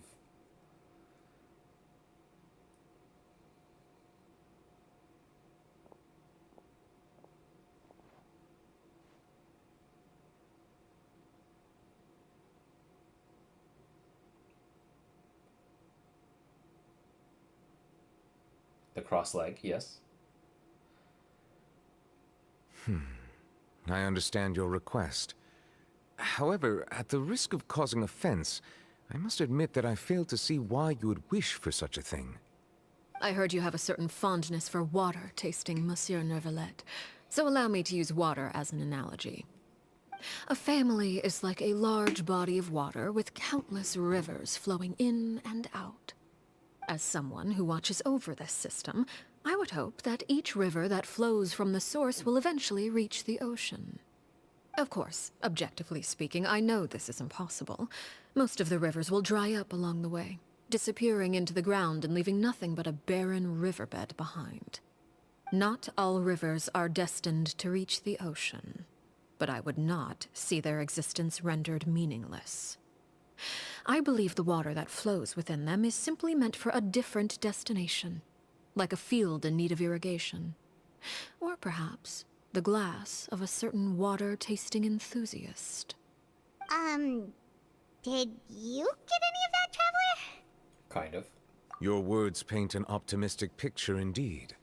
Allow me to remind you, however, few among us are willing to sip from a glass filled with tainted water. It may have been tainted at one point in time, but not to worry. I'll make sure it's strained of all impurities and returned to its cleanest form.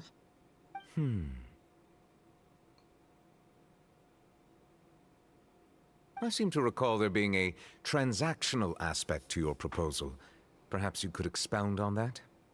If you accept my proposal, Monsieur Neuvillette, I will gradually withdraw my forces from Fontaine. And, unless absolutely necessary, I will no longer carry out any special missions within Fontaine. I presume I can take your words to mean that, in the future, cases similar to the Tartuffe assassination will cease to cross my desk? Tartuffe?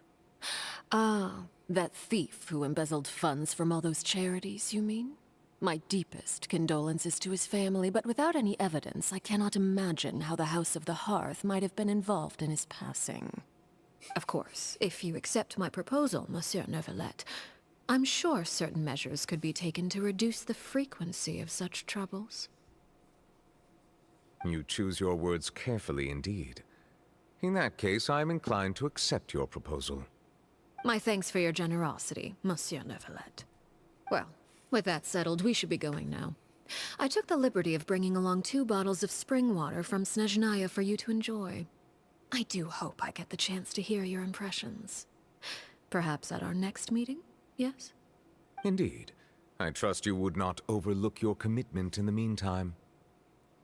All right, Traveler Paimon. Time to go.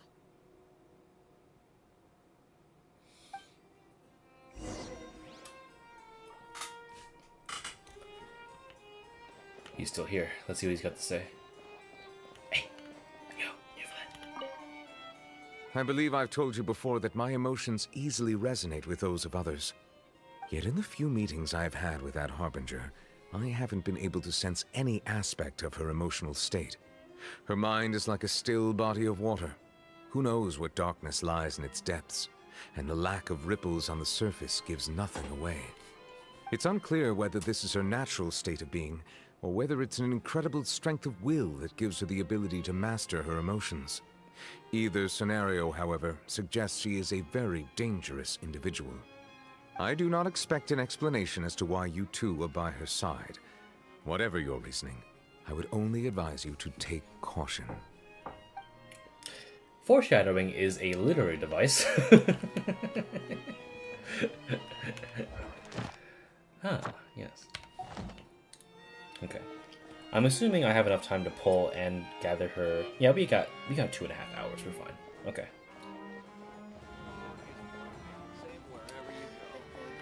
I'm not gonna lie. I'm warming up to Arlecchino.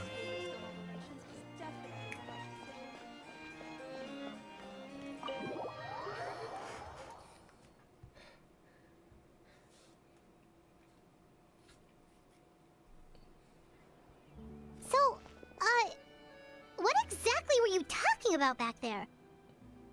Uh-huh. Paimon only heard you mention some rivers, a large body of water, and then some kind of irrigation scheme. She wants to reallocate the Hearth of the Hearth. You really want to know? I would imagine there might be more pressing concerns at the moment. Why is this woman staring at me? Lenny, Paimon really hopes everything's going okay. Just release the bird, man. Oh. Oh, Paimon recognizes that look. You've got your thinking cap on, don't you, Traveler? Dude, she looked like she was about to kill the floor. The Knave may seem relaxed, but she didn't seem to be joking earlier when she said that those who betray the organization must pay with their lives. I think she's serious about punishing those kids. How should we stop her? No. There's something else we should figure out first. While we were talking in front of the Palais Marmonia, she mentioned Clervy's name. Does she mean she knew even where Clairy was this entire time? Maybe she even anticipated how Lenny and the others were going to act.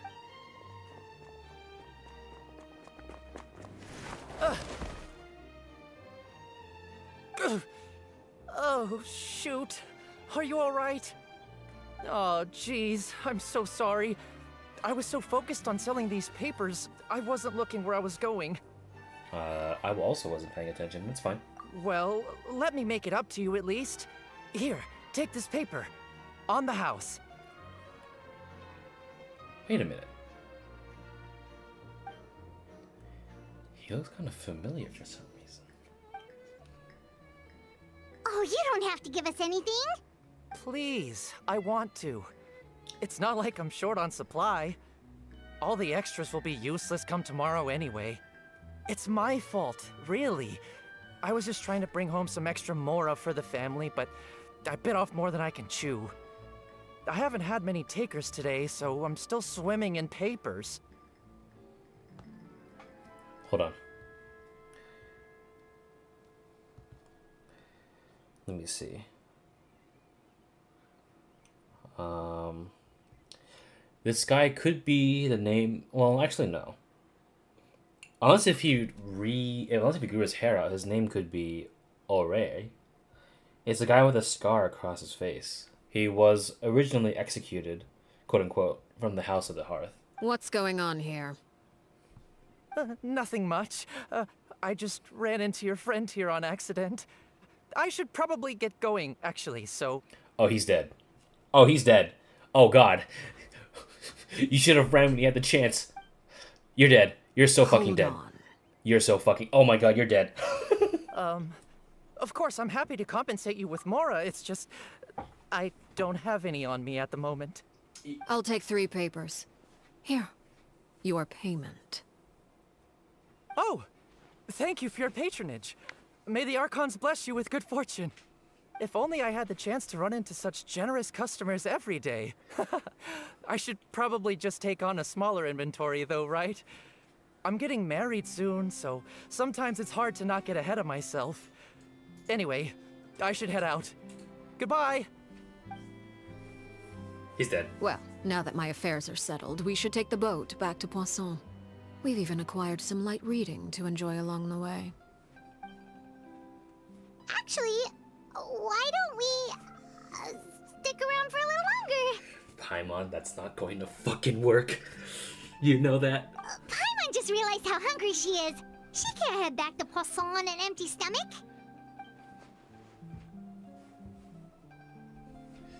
Looks like Paimon... It appears you two are under the impression that delaying our return will somehow alter the situation in your favor. I'm sorry to ruin your fantasy, but your efforts are meaningless. Sorry. The text read... Looks like Paimon is trying to buy us more time. If we head back now, I doubt Linny and the others will have made much progress. What should we do? That being said, I could be persuaded to give Linny some extra time. I just have one condition. If you agree to my request, I'll even answer some of your questions. You're quite curious about Clairvy, are you not? And my relationship to her. Wait, why are you being so generous all of a sudden? You're not gonna ask us to do something bad, are you?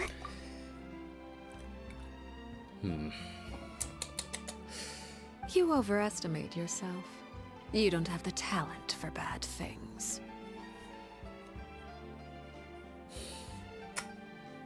Well said. Then what do you possibly... The most important consideration in a negotiation is that both sides receive something they want. Demands and threats only get you so far. Well, then their condition. Let's hear it. Wonderful. Here it is. When the time comes, make the choice that you deem most appropriate in the situation, and lend your help to the House of the Hearth. Okay, sounds normal enough. But what do you mean, when the time comes? When is that supposed to be? Oh God, we're gonna have to kill it. I'm kidding. That is for you to decide.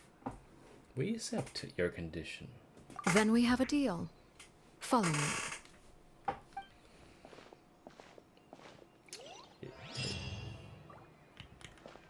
Birds in a cage. Follow the Nave to the nameless ruins. Oh, yo, we're going to the places in the trailer. We're going.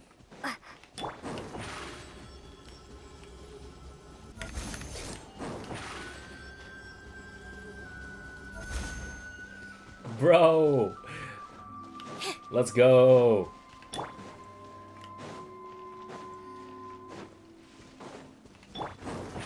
Finally, after an hour and a half. Over here!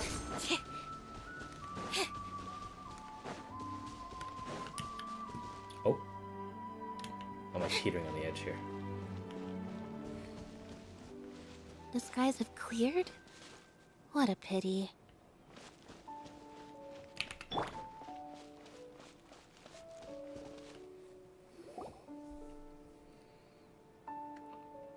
What is this place? Somewhere long forgotten by everyone. It used to be a grand building. Now it's nothing more than a pile of rubble.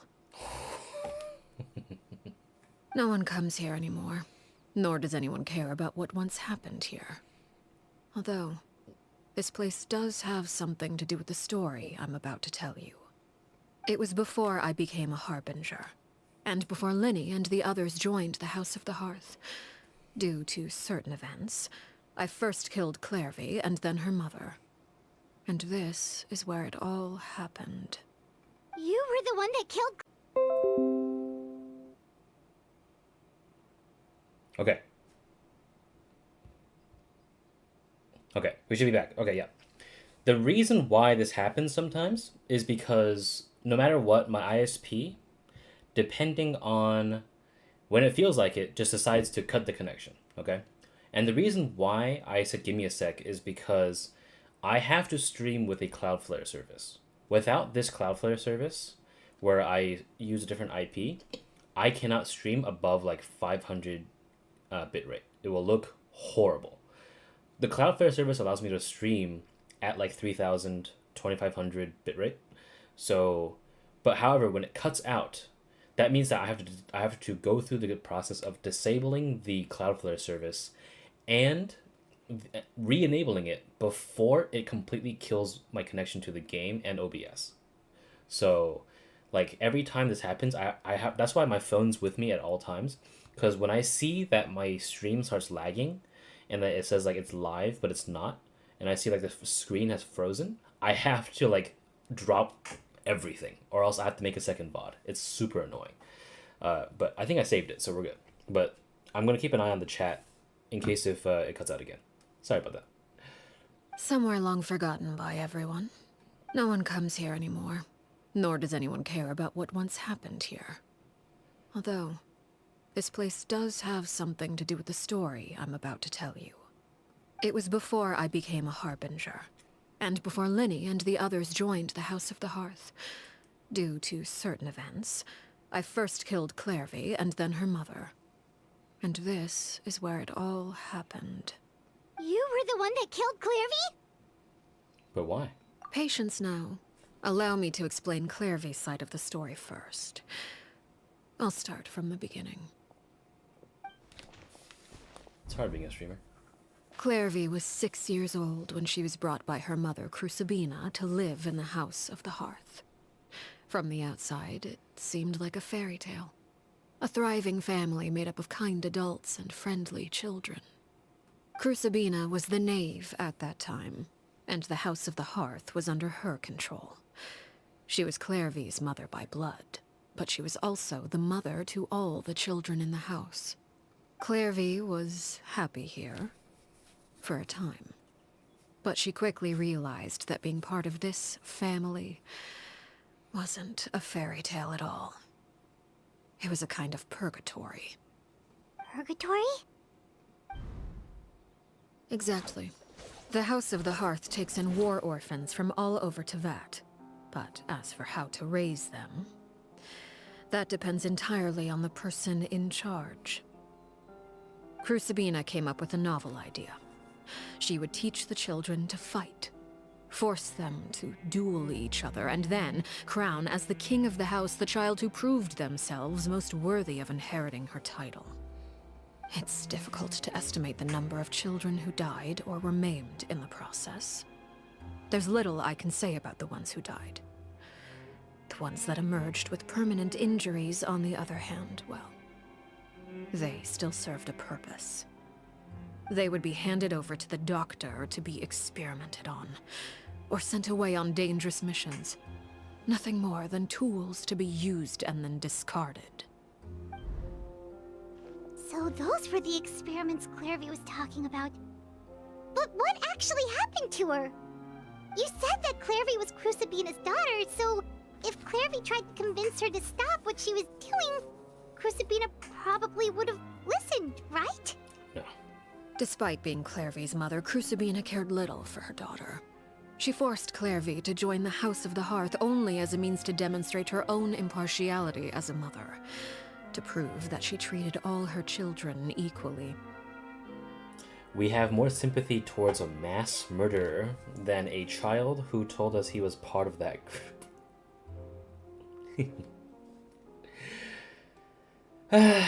Yeah. Beautiful. Clairvy did try to convince her mother to change her ways, but it was to no avail. After her efforts failed, the only other option was to rise up and try to fight back. Unfortunately, the other children had already been thoroughly indoctrinated into the illusion of happiness Crucibina had created. Of course, there was one exception. Someone Clairvy's age who knew the truth about the House of the Hearth. Her name was Peruere. Perry? Wait, the friend that Clairy mentioned? Friend, huh? I suppose we can call her that for now. Clairvy was a cheerful and passionate person with a tenacious spirit. Peruere, on the other hand, was rather cold-blooded. Her cold-blooded nature allowed her to see through Crucibina's facade. Yet, it was also this cold-bloodedness that prevented her from acting against it. At least at first. While Clairvy longed for freedom, Peruere was convinced that, amid all the fighting and violence, she would make it until the end. Despite their differences, the two became fast friends, united by their knowledge of the truth. Clairvy told Peruere that she hoped to create a real family, where no one would be killed or sacrificed. There may have been a certain naivete to her ideas, but Clairvy proved her determination many times over. She tried countless times to run away, ask for help, or expose the truth. But her efforts only earned her beating after beating. The only thing that kept her going was her strength of will. Even with her body racked with pain, she would still stand on her tiptoes and open the window at night. She and Peruere would look out at the moon together, a fierce longing for freedom shining in her eyes. But one day that light simply vanished. Oh no. What happened? Her hopelessness resulted from a culmination of things. 10 years had passed. 10 years worth of failure after failure. She and Peruere weren't children anymore, but finding any chance to escape still seemed as hopeless as ever. It was during this time that Peruere suggested a new plan. If escaping was out of the question, why not take down the very person sitting on top of this throne of lies? Mother herself. Clairvy rejected that proposal. She claimed that, as a famous harbinger, Crucibina possessed an unimaginable amount of power. Trying to kill her would have an incredibly low chance of success. Clairvy never gave another reason, but Peruere could see it written all over her face. Clairvy still thought of Crucibina as her mother. Killing her own flesh and blood was a line she couldn't bring herself to cross. If she couldn't escape and fight back, then only one option remained. Death. Precisely. Death was the only way that she felt she could be free. It happened during a duel. When she arrived at the dueling ring that day, her partner turned out to be none other than Peruere. The very person that had stood by her side all those years. It was a fierce battle. But ultimately, Clairvy decided to let Peruere end her life. From that moment on, Peruere's journey was one written in flames. When the rain finally came and washed it all away, there she stood, the sole victor in Mother's endless game of slaughter. A trail of corpses strewn across her path to success. It was the very result she had predicted 10 years prior. Even then, she believed she would make it until the end. She wasn't surprised by the fact that she emerged as Mother's undisputed heir. Rather, her success left her with an inexplicable sense of restlessness. She was unsettled, and there was only one thing that could quell that sensation. Perhaps you two would like to take a guess as to what it was? Killing the person at the very top. Crucibina, you mean? But... Correct. This is the place where Peruere killed her best friend. A mere year later, this is also the place where she fought tooth and nail to kill the mother they shared.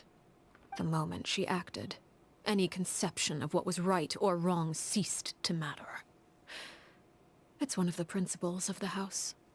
Only those who survive get to write the rules. Peruere won the battle, and became a harbinger herself. After which Her Majesty, the Tsaritsa, bestowed upon her a new name. Arlecchino. So the Perry Clairvy was talking about... It was you all along. You're Peruere. Arlecchino is just a name you got later.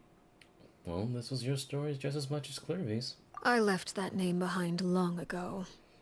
I must say, hearing it now does bring back memories. After I defeated Crucibina, the moniker of Mother died with her. I chose to forego the title she called herself, and even chose to give up my own name. I rebuilt the House of the Hearth under a new identity. Not only as Arlecchino, but as father. And that is where the story ends. Any more questions? Well, then the Clairvy we met, though. Who is she? Exactly. Yeah. Based on what you just told us, Clairvy wasn't a little kid when she was killed. So the Clairvy we met... Was she really a spirit at all? I suppose you could call her an illusion born of flame. Her existence is like ashes to a fire. Something left over in the wake of blaze and ruin. You see, a certain power runs through my veins. It's not unlike a curse. My flames leave behind shadows of anything they consume. Of course, the chances of those shadows morphing into a sentient entity are exceedingly slim. Clairvy is a very special case. Clairvy died when she was 16 years old. But what emerged from the flames was her 6-year-old self. Her appearance wasn't the only thing affected. Most of her memories were lost to the blaze as well. Memory is a mysterious thing indeed. Losing a portion of your memories will alter your sense of self. Lose 10 years' worth, however, and it would be like living in the past. Like returning to a version of yourself that never grew up. No wonder Paimon got such a weird feeling when we were talking to her. Perhaps I should put it this way. Clairvy is someone trapped in time. It may seem like she exists with us in the present, but she truly lives in the confines of her own past. So if all of that is true, then you must have known about Clairvy for a long time. Indeed. She's a rather volatile and unstable entity. Sometimes she would look after the children. She's even saved some of their lives. But other times, she would hide from me and become obsessed with revealing the truth about the house to anyone who will listen. Shadows don't have the capacity to learn or grow. Any new information they encounter is quickly forgotten over time. Your attempts to expose Clairvy to sunlight. They failed, yes? The reason is actually quite simple. In Clairvy's mind, the house is impossible to escape, and it is this very perception that traps her there. But no matter. All I have to do is kill her again, and all will be resolved. I don't anticipate so much as a single speck of ash will be left behind this time. Wait! Paimon can understand why you might want her gone, but isn't there another way? So what if she's trapped in her 6-year-old self? She's still your friend! At least talk to her first! It's too late for that. She broke the rules, and now she must be punished. That goes for Filial and Nantoy as well. She's had quite the effect on them. I hope you understand. The difference between Crucibina and myself lies in our formulation of the rules, not our policy for enforcing them. Upholding the rules without question is a trait we both share, because that is how a household should be run. Oh, we're gonna speak. Is this really what you want to do? Whatever could you mean? Don't you want to say a proper goodbye at least? Whether as a killer or as a father, there are two things that must be avoided at all costs. Anger and sorrow. Anger makes you impulsive. Sorrow causes you to waver. Well, it appears it's about time to proceed. Before we arrived, I told some of my well-behaved children to bring our troublemakers here by nightfall. I do believe I've kept my end of the deal. I gave your friends quite a bit more time. As for what happens now, we'll just have to wait and see.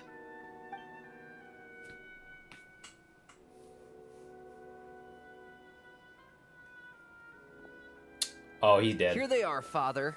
Oh, shit. Clervy's there too in the shadows. You gonna execute him? Seeing something like that would actually be a first for me.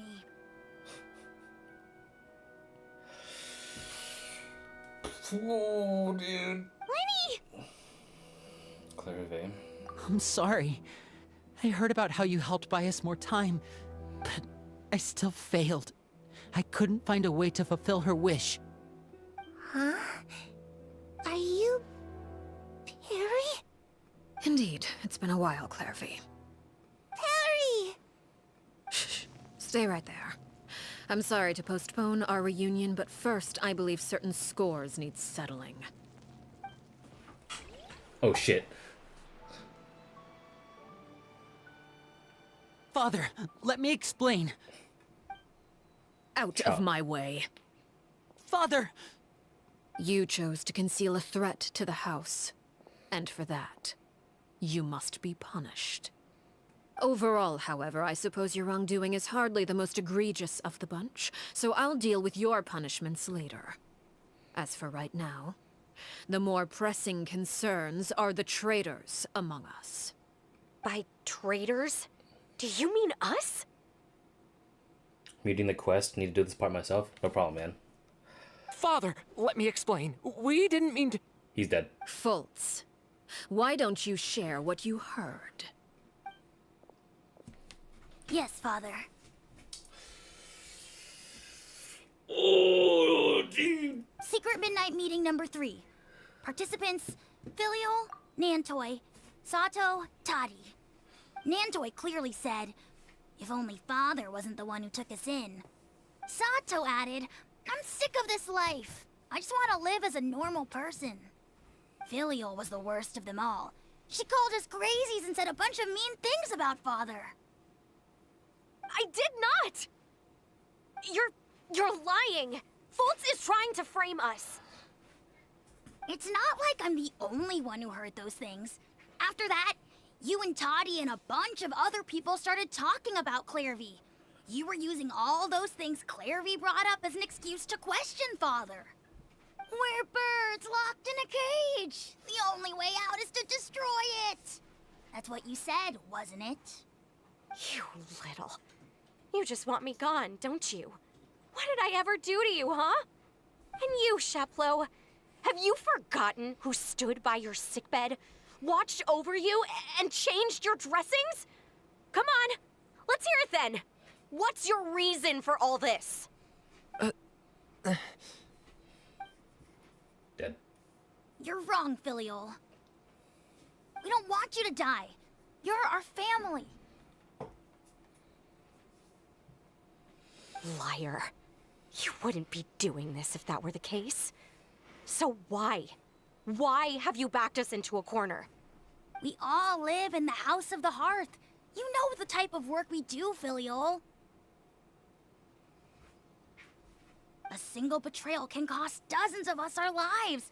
It's not like it's never happened before. That kind of thing is hard to forget. That's why the House of the Hearth cannot tolerate any form of betrayal. Ever since we came to Poisson, you've had 7 secret meetings. A lot of the things you talked about really crossed the line. You've been spying on us for half a month? Wait a second. Now that I think about it, The move to Poisson was just a way to make it easier to spy on us, wasn't it? Because we were all in one place. You've had this planned all along. Filial, Nantoy, I'm sorry. I owe you both my life. I owe Clairy too. If it weren't for all your help after I got poisoned, I wouldn't be standing here today. If this were any other situation, I would do anything to repay that kindness, even if it cost me my life. But rules are rules. I'm sorry. My hands are tied. Why? Why? That's enough, Filial. We made a mistake, and we should own up to it. We broke the rules, plain and simple. And now we have to face the consequences. I'm sorry, Chaplot. Faults. I'm sorry, Father. We accept our punishment. Chaplot, according to the rules of the House of the Hearth, how should these traitors be punished? All those who betray the house pay with their lives. And so it shall be.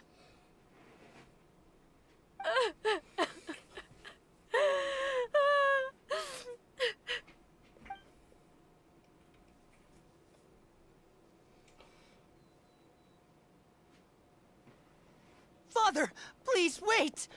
Oh, shit! Something you want to say, Linny? Please reconsider, Father. What Filial and the others did, does it really count as betrayal? We all come from broken families. From the very first day we joined the House of the Hearth, we wanted nothing more than to make it a real home. But the truth is, none of us know what a real home should look like. I'm not saying I have all the answers. All I know is this. Killing Filial and the others may uphold the rules, but doing so will only bring us further away from being a real family than we've ever been. So please, Father, please, reconsider. I agree with Linny. Father, please. Linny, you...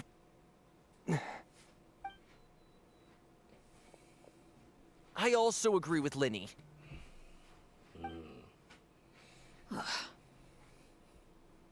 An order once given cannot be rescinded.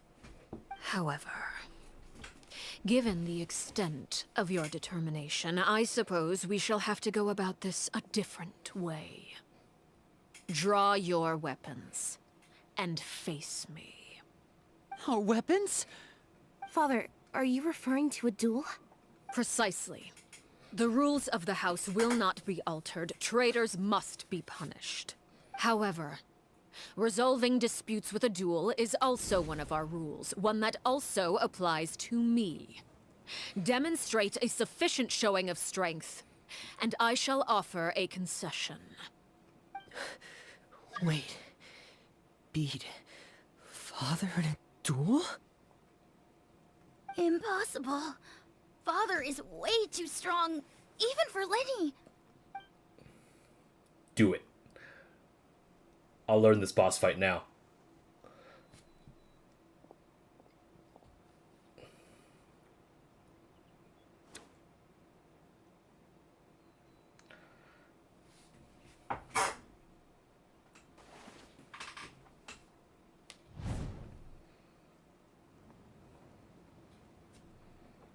Did you hear that, Traveler?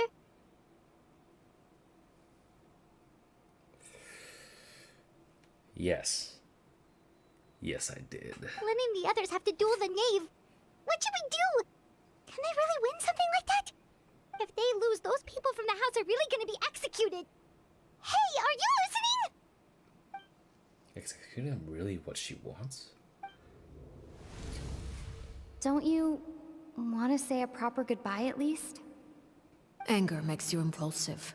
Sorrow causes you to waver. Back then, she never actually answered my question. But that makes the answer pretty obvious, doesn't it? Oh, looking at that expression on her face, she seems really serious about this. Guess that means there's no chance she's throwing the duel on purpose, huh? There's no way the Knave will lose on purpose. Although... When guests are around, families are often on their best behavior. And any disputes are less likely to escalate. When the time comes, make the choice that you deem most appropriate in the situation, and lend your help to the House of the Hearth.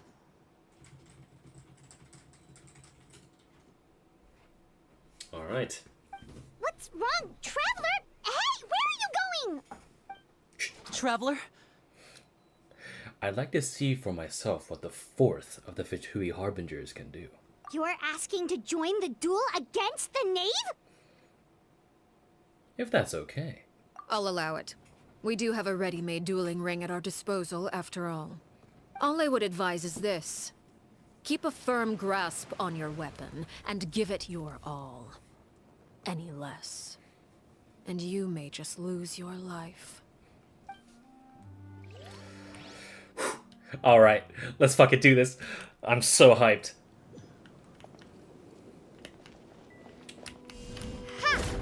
Oh, okay, I might need to dodge first.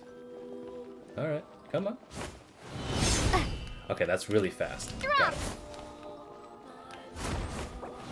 How amusing. Watch out for Father's movements! Flames! Nope, I got this. Spare your energy. Running is of little use. Okay, that's not too bad. Starfall! Hang in there.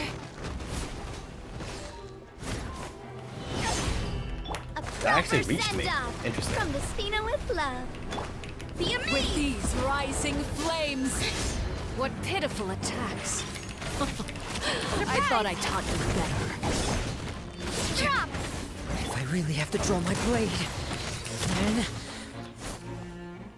With the fall of darkness, destruction shall rise. Ooh, okay. Have a taste of purgatory. My next charge is... Now's our chance! Watch out! Step right up! Spare your energy. Running is a use. A proper send-off! From the Spina with love. Watch out! Ha! Father's even stronger than I expected. Hiya! Oh, Is it my turn now? she blocked that. Interesting. Look at me. Trapped like a bunch of helpless animals. No, I If I didn't. really have to draw my blade, then... Ooh, wow, okay. I'm enjoying this.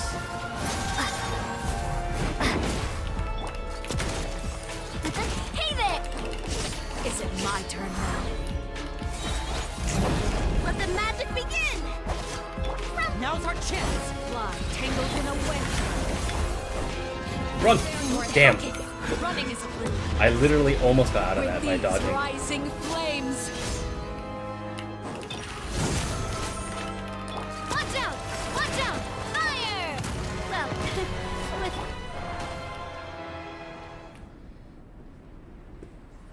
Phase 2. Let's get it.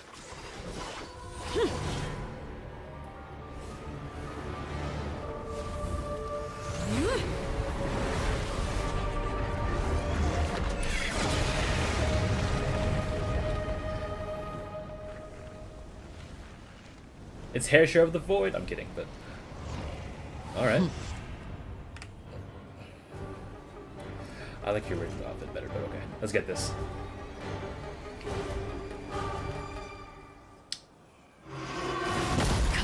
Interesting. That wasn't even fair. Watch out for Father's movements! Dude, I literally didn't even get a chance to. Okay, they gotta fix that. That's funny as fuck though. Drop! Watch out! Watch it! Now's our chance! Over here! They literally didn't even let me like dodge. That's the funniest shit ever.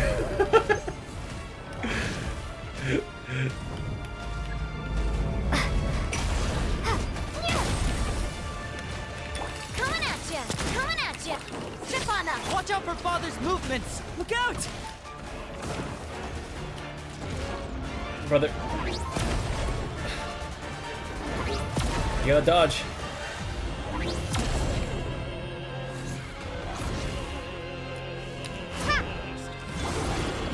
That's it.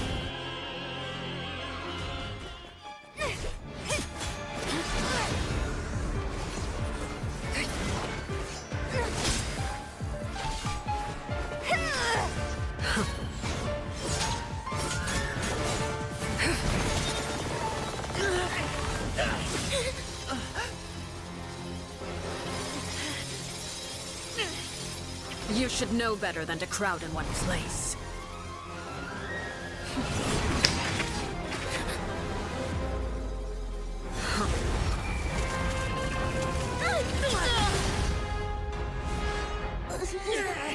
Oh, I know.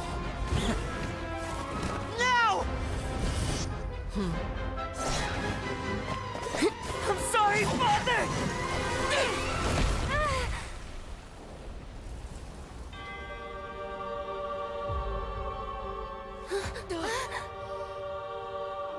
Sorry for what? This pitiful excuse for an attack.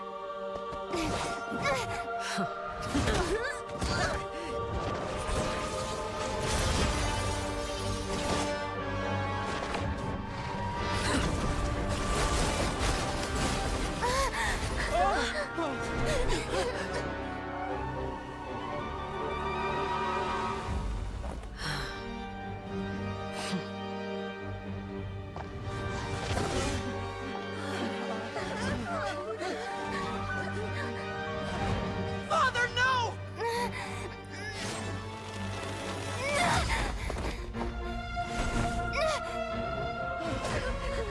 Made it out, did you? You're stronger than I expected.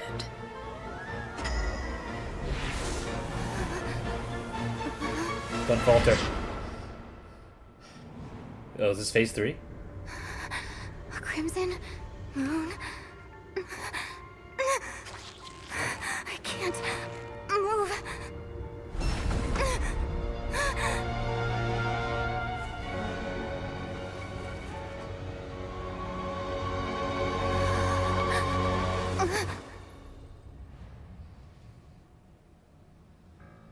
Still, not strong enough to beat me.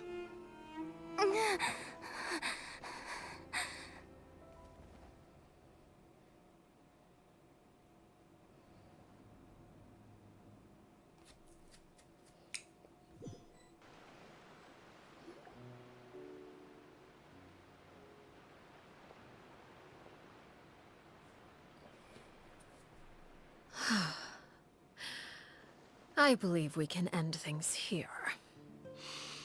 It's not often that we get to enjoy the company of guests, after all. We wouldn't want things to get too out of hand.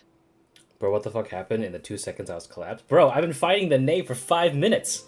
You literally just dipped and... What the fuck was that? Brother, are you alright? Lenny. Given that I am the victor of this duel, as agreed, the punishment stands. No! I never thought things would end like this. However, everyone involved in the duel demonstrated a remarkable level of strength and determination. In light of this, I'm prepared to change the method of execution. Elwar, the bottled flames I gave you for safekeeping. Do you still have them? Yes? I wasn't sure what they were for, but I've kept them super safe. I didn't lose a single one. Wonderful. Then, in just a moment, I'll have you administer them. Bottled flames? Indeed. They're the product of a secret experiment.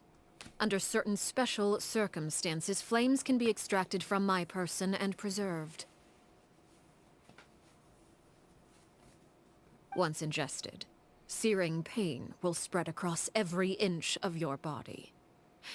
No harm will come to you physically, but your memories will be burned away. If you can withstand the pain. When you awake, you'll have forgotten everything you know about the House of the Hearth, and will be expelled from the organization. In other words, administering this concoction will kill the version of you that grew up in the house, and give you a new identity.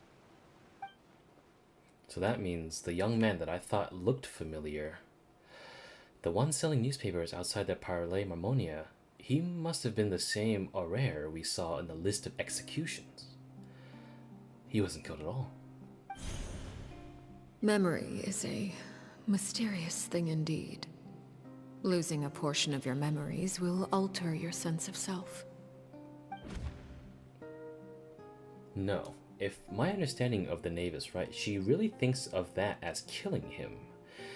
The Aurere in that lived in the House of the Hearth is dead. The one that remains is simply a normal person living out his life with his beloved. Well, even so, it's better than actually ending their lives. So, you're just letting us go, Father? You misunderstand. Memories are extremely important. Once consumed by flame, the version of you standing before me will die, and our secrets will die with you. So no, I don't intend to just let you go, because the person who survives will be nothing but a stranger. Even so, I won't have to live in fear anymore. I'm sorry, Father. I'm sorry I let you down, but I really... Don't cry, filial. You haven't left the house yet, so there are still rules to be followed, yes? Remember what I taught you. Anger makes you impulsive, sorrow causes you to waver. Don't let yourself be controlled by your emotions. Of course. I'll remember. For now, at least. Dry your tears, and go pursue the life you really want. Yes, Father. Chaplot, Foltz, Elwar. Take them back to Poisson. And bring Lenny and the others as well. I prepared 3 extra vials of bottled flames. As for whether to take them, the choice is yours. Goodbye, children. The next time we meet, I will no longer be your father. Thank you for all you've done for the house. I hope you have bright futures ahead of you.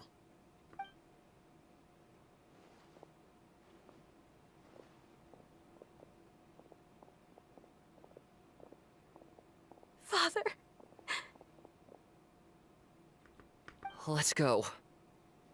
Clairy. Wait, we forgot about Clairy this entire time.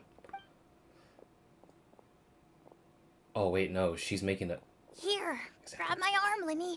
I'll help you walk back. Thank you.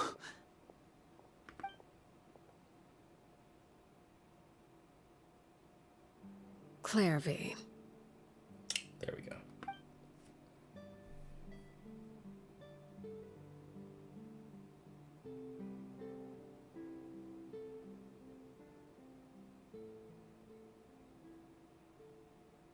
Can we talk now?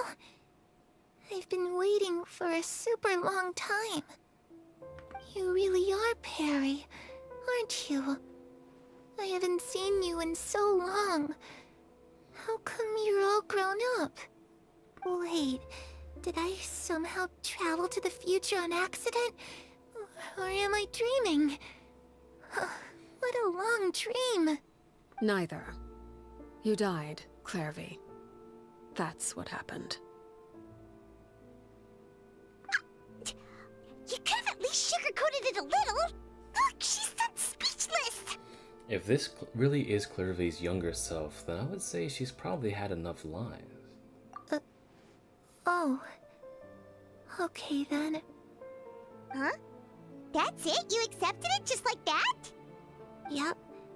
If that's what Perry says happened, then I believe her. Perry wouldn't lie to me. Plus, I don't really need to know why I'm like this. I'm more curious about what happens in the future. If you're a harbinger now, Perry, that means Mother is gone, isn't she? Can you tell me about it? I want to know what happened to her. And to me. You never stopped trying to defy fate. At first, no one believed you. You could only vent your frustrations to the moon. In fact, you often sought comfort in the night sky. You wanted to see the aurora, so one night we promised each other we would go to Snezhnaya to see it together. Later on, you tried to run away, but you were brought back each time. Mother spared your life, but it wasn't out of kindness. Instead, she decided to make an example of you by slowly torturing you over time. That way, the other children would know what happens to traitors. Still, you never gave up. Mother hoped that through ruthless duel after ruthless duel, she would be able to crown an ultimate victor among the children she raised. But you called on everyone to unite, to fight to a draw in order to reduce casualties. Your efforts may have only delayed the inevitable, but still. You gave them hope. You tried everything you could think of, but every attempt ended in failure. Still, you never turned your sword on Crucibina, and you never turned it on me. On that gloomy day, you told me, "For the last 16 years of my life, I've done everything I can to fight for freedom. But now, I realize that the only freedom I truly possess is the freedom to choose to die." I never imagined I would say something like that. I must have been feeling really worn down. But somehow, I still think I understand. According to Mother's plan, only one of us was going to make it until the end. And I always hoped that person would be you. If I could do it all over again, I still don't think I would make a different choice. Even when I first met you, I knew you'd be able to do what I couldn't. Is that so? Even now, I'm not sure I truly understand what kind of freedom you were trying to pursue. But as the head of the House of the Hearth, and as the children's father, I've tried to give them the most basic of freedoms. The freedom to choose their own fate. It's something I discussed with the Iudex of Fontaine. The children who want to leave the house will have their memories wiped clean of all secrets pertaining to the organization. In return, they will be allowed to live a normal life in Fontaine without being prosecuted for their past. Of course, I won't simply hand freedom to them on a silver platter. They have to fight for it and prove themselves worthy of it. Only freedom that is earned has true value. That's more than enough. That's exactly the kind of life I was fighting for. You know, Perry, I think you're a pretty amazing king, and a really great father, too. I'm really happy that you're the one who took over the house. I guess I do have one regret, though. I still haven't seen the outside world. Well, it just so happens that our dear guests over here have been to many nations and traveled to countless places. Perhaps they would be willing to tell you what the outside world is like. Really? Of course! We've traveled all over the place. We've got so many stories, we could probably talk your ears off for 3 days straight.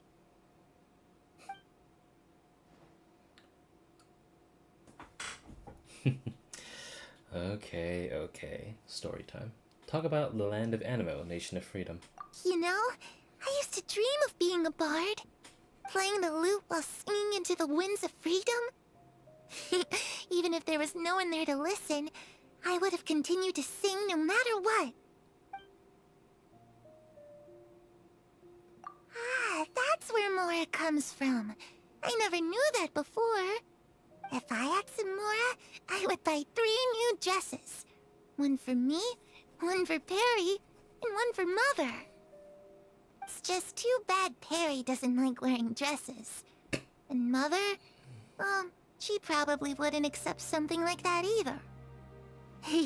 I guess I'd just have to keep them all for me then. I could wear a different one every day.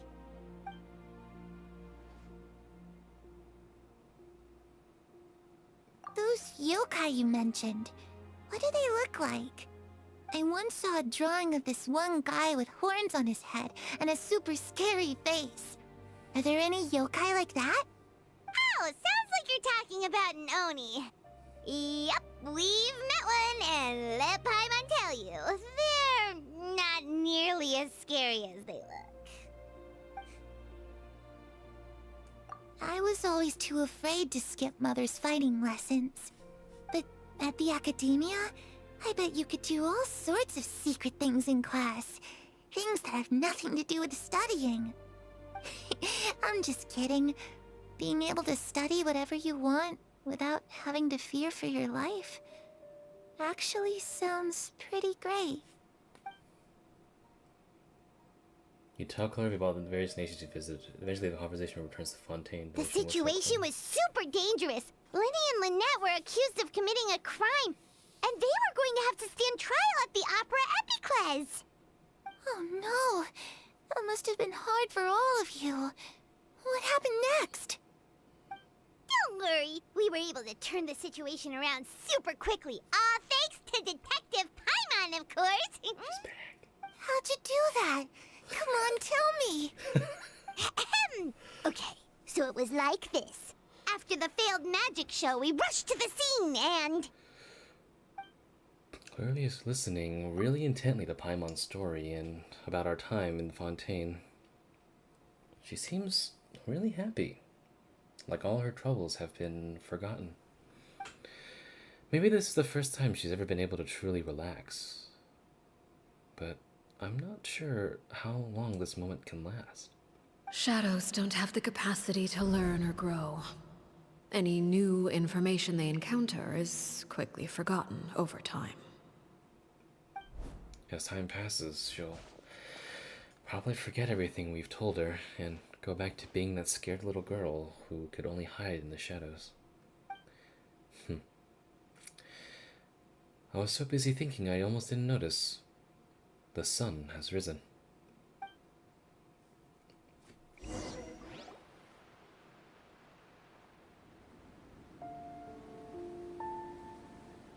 Clairvy, you've worked tirelessly from the shadows to overthrow the House of the Hearth.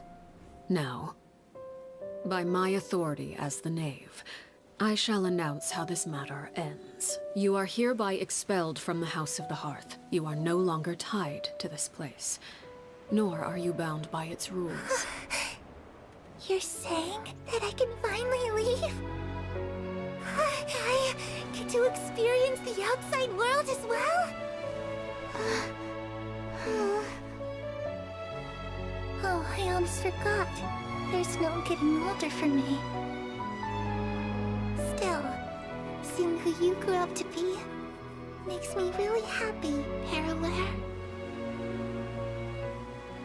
Take care of yourself. Goodbye. May we meet again someday.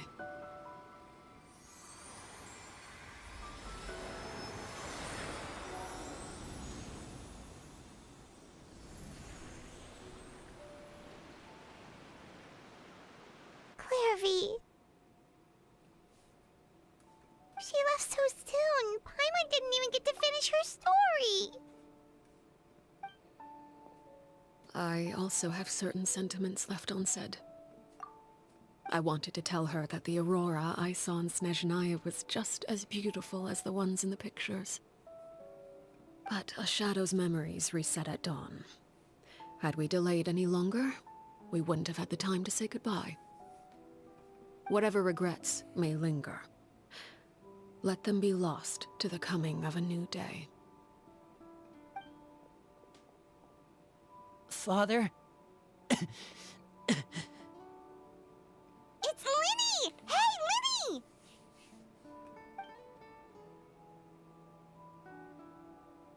What is he doing back here? Let's go check it out.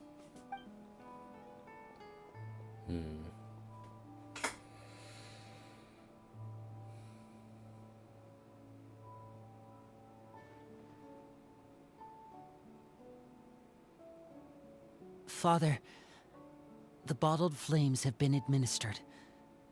Filial and the others have left the house. And you? What have you decided? Thank Thank you for giving us that choice, Father. But we never wanted to leave the house. It's the only home we've ever known. Lynette and Freminet feel the same way. They're recuperating back at the Hotel Bouffe d'été. But I decided to come back and tell you where we stood. I'm sure you're well aware of the expectations I have for you. I want you to follow in my footsteps and become the next king of the house. Yet you seem to have different ideas. I must admit, I'm rather surprised by your decision to stay. There's nothing wrong with choosing to live a quiet life. Leading this organization is a heavy responsibility, one not so easily carried by someone forced onto the throne. I just never understood what you saw in me. What made you believe I was deserving of that throne? You're brave, talented, and, most importantly, you cherish your family. You would do anything to protect them, even if it costs you your life.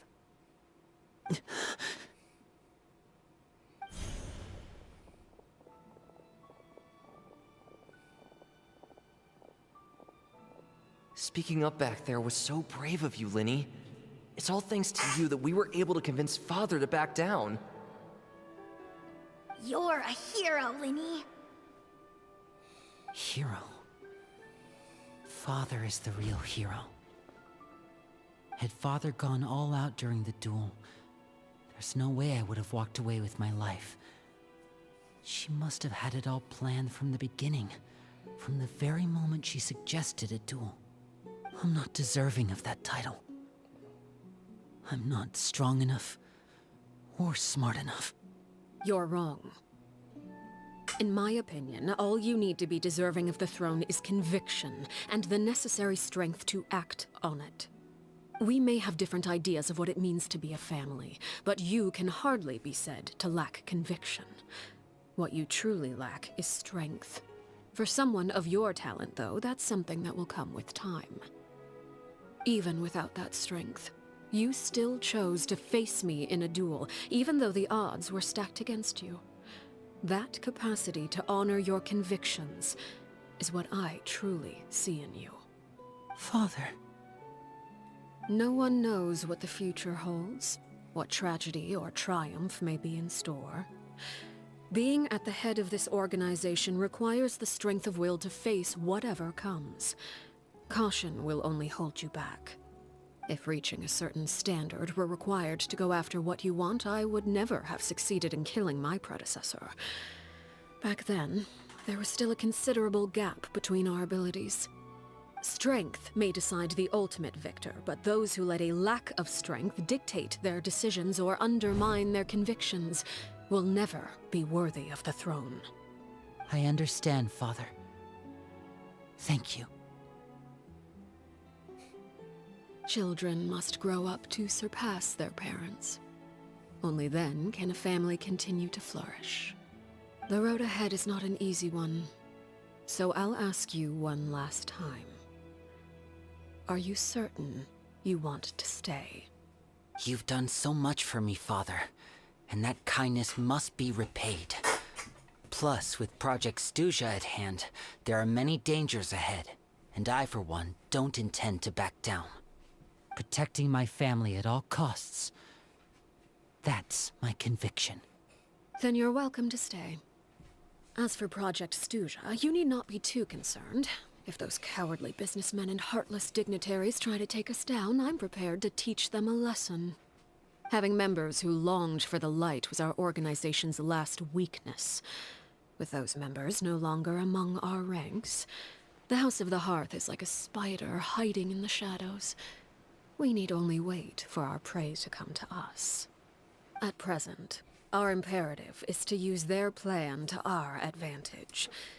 In doing so, a crimson moon shall rise amid the frigid blizzards of winter. No demonstration of loyalty shall go unrewarded, and no sacrifice shall be in vain. As for the two of you, whether we meet again as friend or foe, I'll remember the camaraderie we shared in this moment. No matter how arduous the journey ahead, I hope we both reach our desired destination. Wait until 2 days later. 2 days. Honestly, I'm really enjoying this quest. Like, I think... I don't know. We're obviously at the end of the quest now, but what do you guys feel? Like... I mean, the video is still here, but... Like... I don't know. I never really, like, disliked Arlecchino. But at the same time, like, I didn't really have much of an opinion on her because I think the community kind of ruined the perception. And also, y'all fucking hated her design.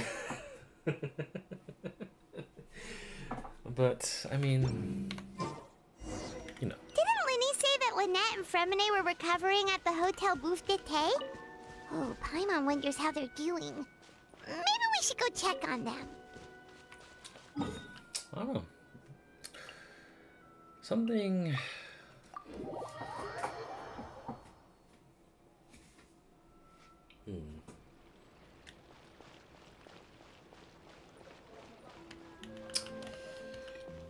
Sorry.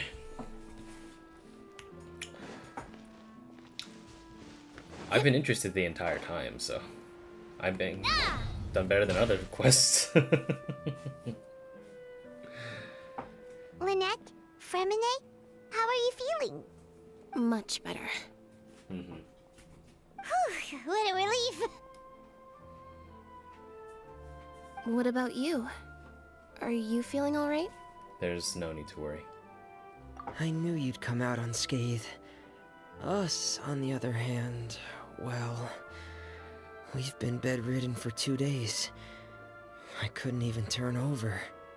Oh, and I wanted to ask, is Clairy gone? Linny and the other members have left Poisson and returned to the House of the Hearth. According to him, there haven't been any more sightings of a spirit roaming the house. We bid her farewell under a blanket of sunlight. Her wish has been fulfilled. I see. I'm glad. Father came to check up on us 2 days ago and told us about what happened with Crusabina and Clairy. Actually, I've met Crusabina before. Damn, you are an old motherfucker. What? You've met Crusabina? Wait, what? You've met the former Nave? Huh. Crusabina died a year after Clairy. It was during the year between their deaths that I joined the House of the Hearth. Crusabina had an extremely cruel and radical way of doing things. While she was alive, the atmosphere in the house was suffocating. When I joined, though, the experiment she valued so much had already come to an end, and all the people involved, dead and injured alike, were gone. Crusabina never talked about the past with us newcomers. A couple of months after I joined, Father killed Crusabina and burned all her files. With that, the names of all the people subjected to her experiments, Clairvy included, were lost to the flames, along with the painful memories they represented. He was 9 years old enough. Yeah, I wasn't questioning his memories. I was just like, damn. Because I mean, you know what? Yeah. Fuck. Wait, so if he was 9 years old,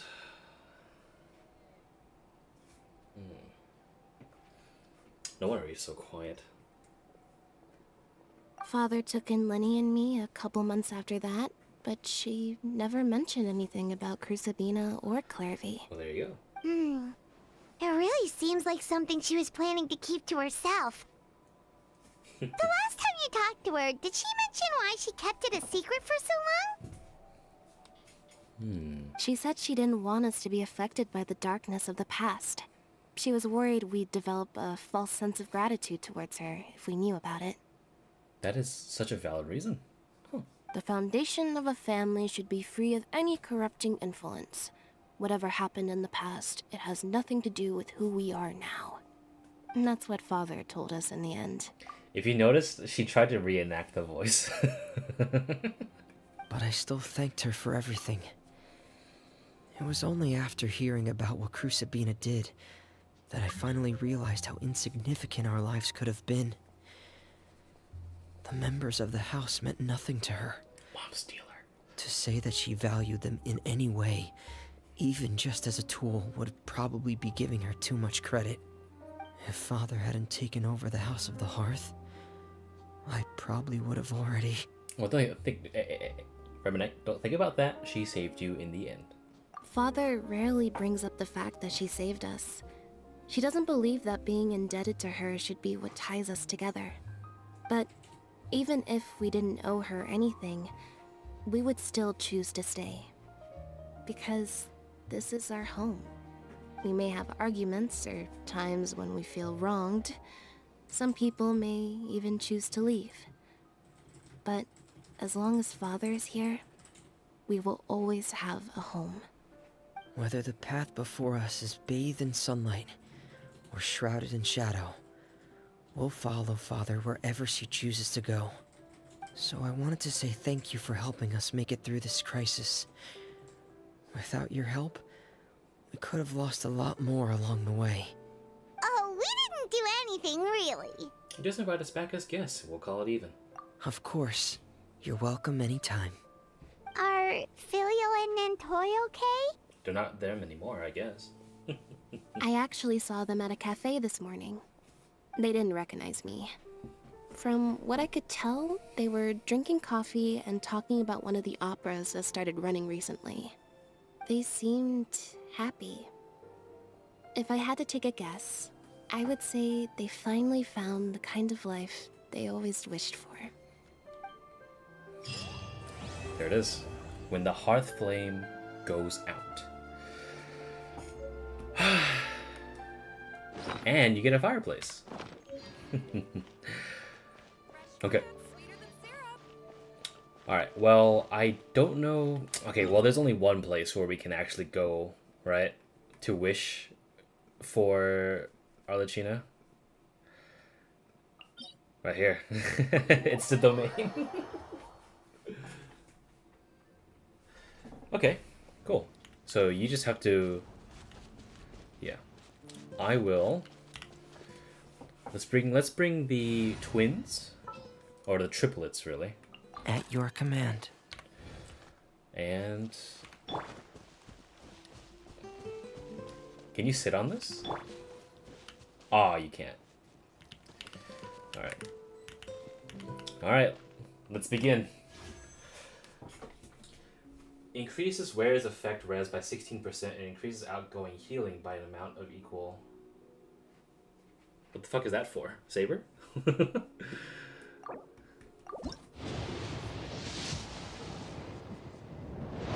Question mark?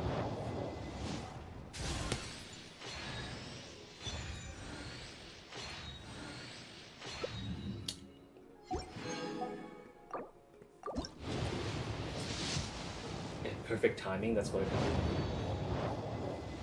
I don't know what that is. It sounds like a fucking relic set from Honkai Star Rail.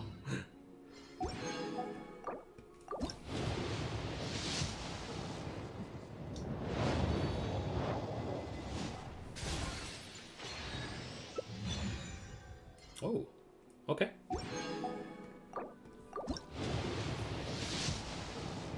Oh!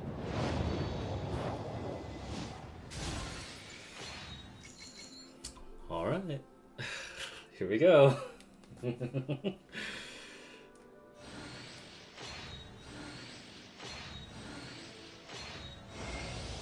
I am the Nave, Arlecchino, fourth of the Fatui Harbingers. The children of the House of the Hearth call me Father. I do hope our partnership proves to be a pleasant one, although I would imagine that should be fairly easy. After all, there's no cause for contention between us at the moment. Wouldn't you agree? Yo! Let's get it. And we get Cooking Girl. I have not gotten a single Freminet this entire time. And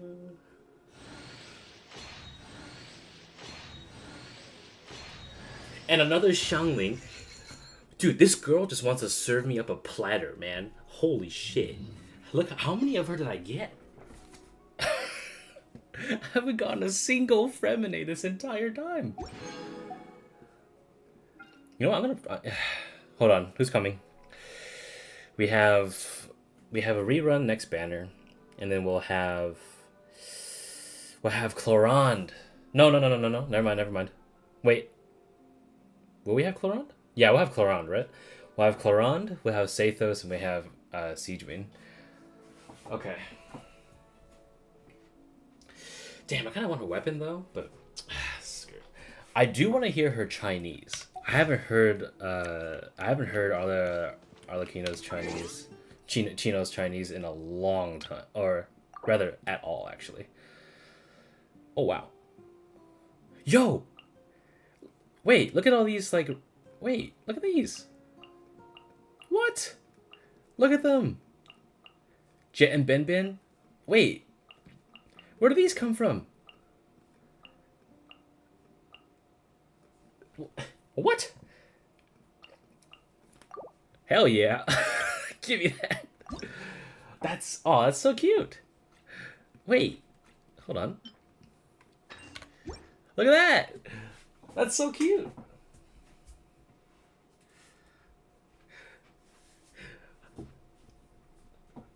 Oh my god. That is so adorable. Wait, do they come with the Hold on. Let me check the achievements. Where are they at?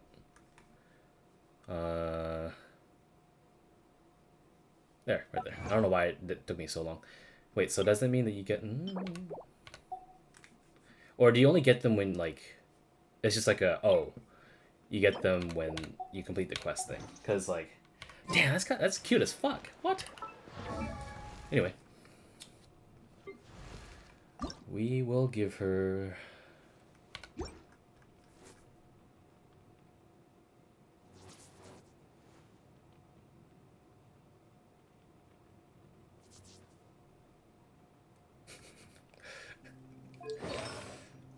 Okay, where's my gladiator set? Because I do not want to farm her main set. I have insane pieces for her though, so I'll be happy to use whatever. There we go. That's one. We can give her that one, or we can give her this one. 28. I'm giving her a deathmatch though, which isn't like the most ideal, but I'll give it to her anyway because we have some elemental mastery. So, I guess we'll have to use this one. And then a pyro damage cup. Sorry. Pyro damage cup. Where's one with crit damage on it? I'm not giving her ambers, fuck that. Linny's.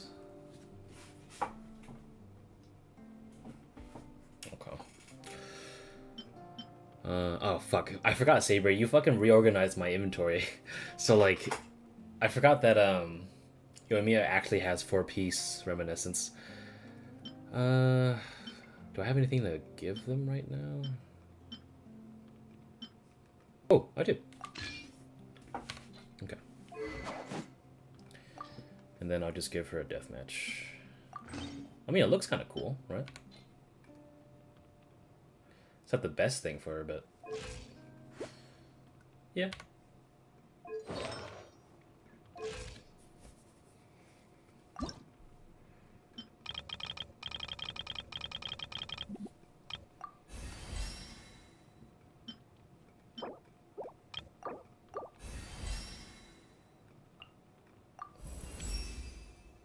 Always keep moving forward. Never let yourself be constrained by power.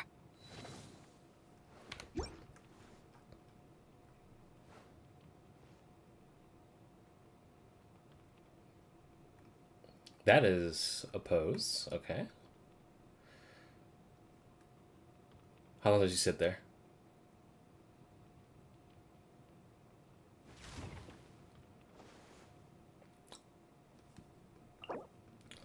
Okay.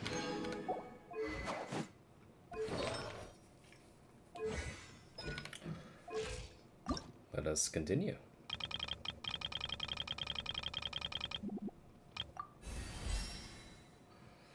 Saber, if you end up getting her to like friendship 7, let me know. Because last time I asked about it, I think we forgot to follow up on it. Because I do not have time to get her to friendship 7 so fast, unfortunately. Let me do her test run. Oh, never mind. I actually have to fight the boss right now. Okay. I'm not allowed to give my thoughts on the quest. I collapsed after she said this is where my family died, and I woke up to her killing the rest of her family. Yeah, and then my PC blew up. No. PC blowing up, that's reserved for Fox, okay? And it's mostly my fault, because I gave him upgrades.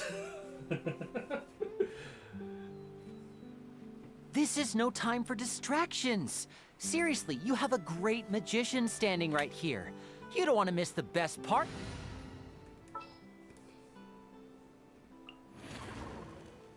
This will be a productive partnership, I hope.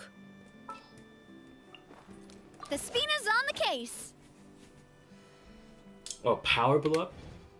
Well, I mean, so it doesn't really change what I want to hear Chinese, please. I want to hear Chinese. Let me just go into the travel log and listen to some stuff that she sounds like. This backdrop goes hard though. Damn. Okay.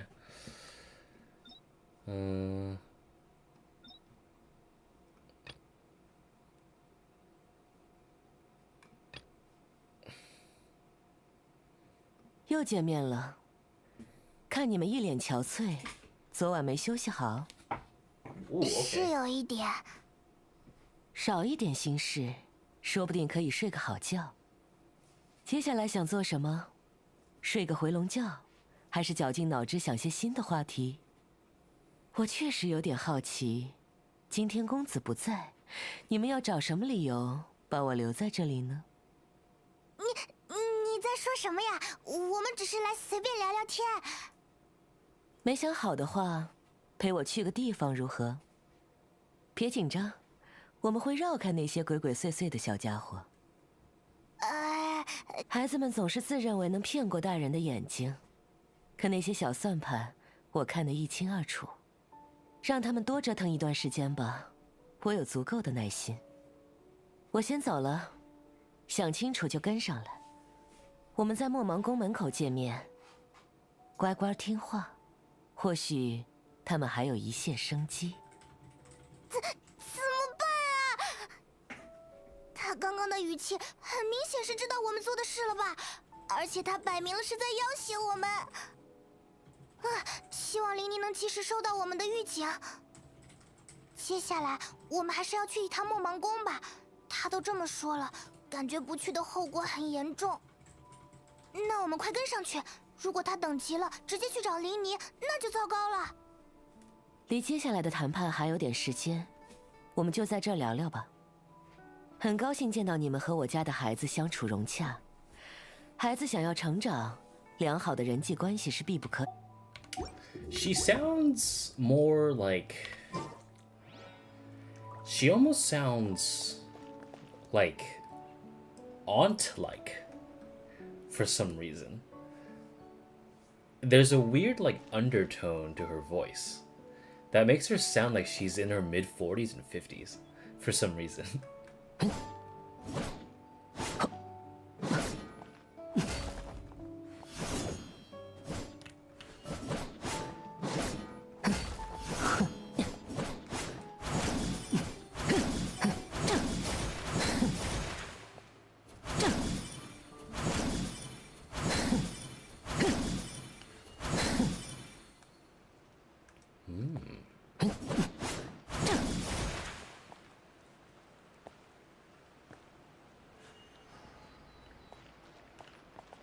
Okay, I feel it.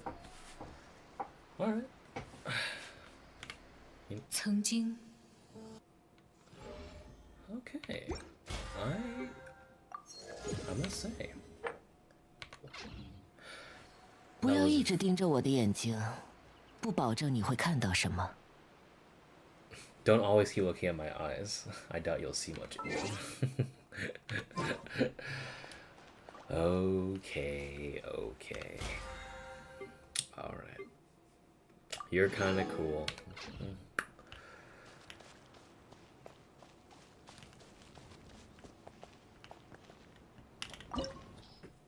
Destiny leaves no room for excuses.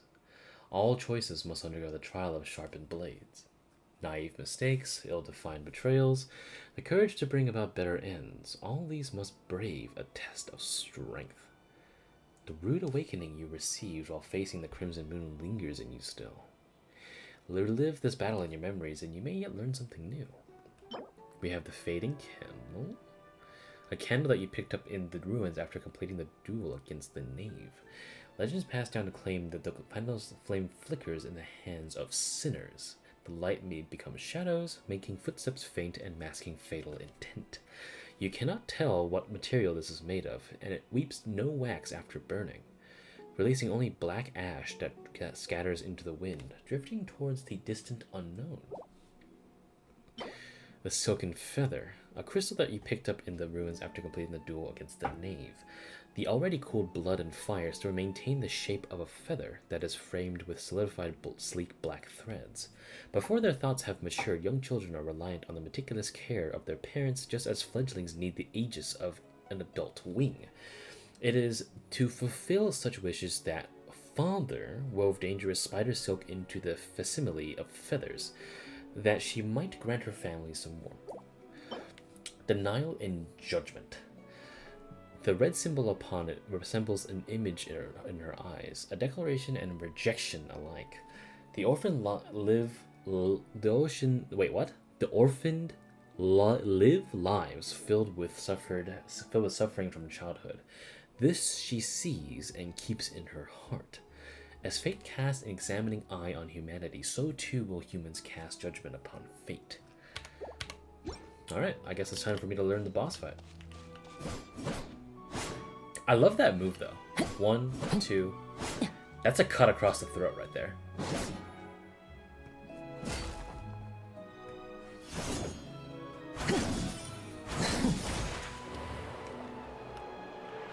Oh.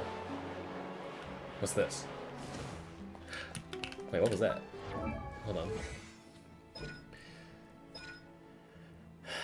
Continuously holding this button will cause Arlecchino to consume stamina and engage upwards of 5 seconds of high-speed movement.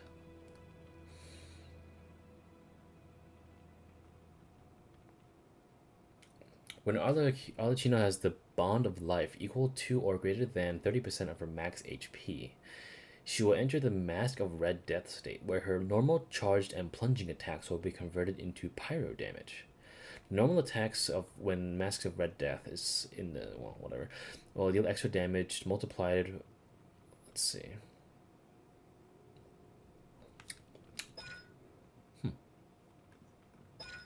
Okay.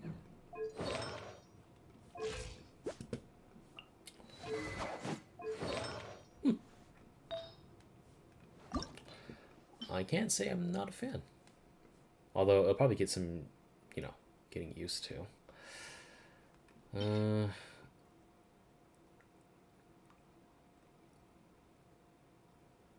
I think I'll fodder that. Wait, what do I have these pieces for? Okay. Well. Not ideal.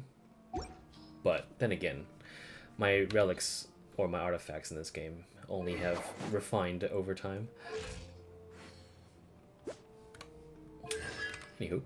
Alright, well, it's time for me to learn. Thank you for viewing. I'll have the guides up by the end of the night. That was fun. I enjoyed that. Okay. Can't say that I'm not a fan.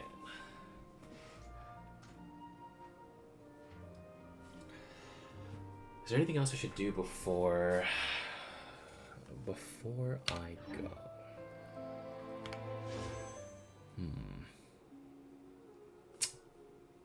me see this. Okay, yeah. Although I do want to get that. Let me see if I can score one of these random weapons. Did I just recently get a... Okay, yeah. Let's do a cheeky temple. Yeah. I got Sayu out of all things. Here. Why don't we... Annoying. Okay, cool. And it's not the weapon I... Alright, we're gonna keep going. It's happening again, Fox. It's happening again.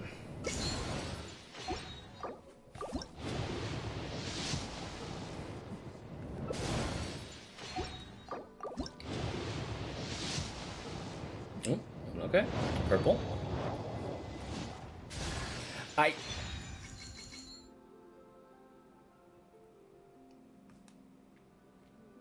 Where are these people coming from? What?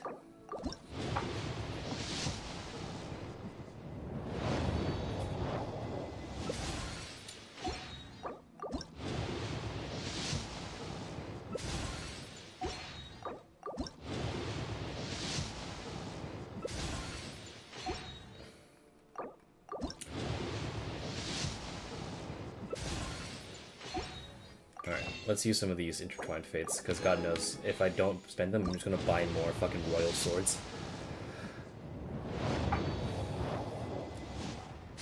God damn it. Okay. This is just like the Akumaru that I had when doing Polar Star, dude. Oh, I don't like the feeling of this. Let's keep going.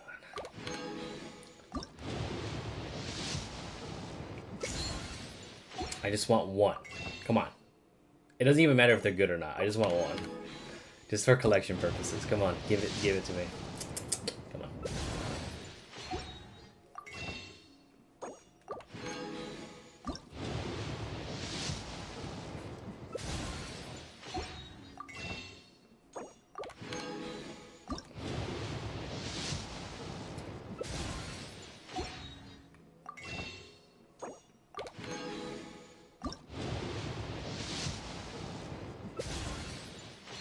If this is painful for you to watch, it's just as painful for me to pull, man.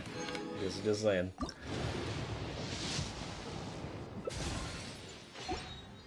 And before I get the fucking gold weapon. Hold on. Let me chart that.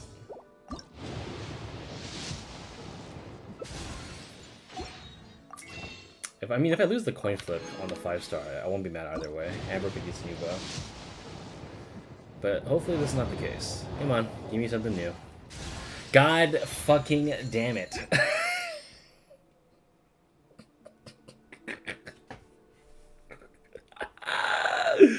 Okay. 有事情向我汇报，说吧，我在听。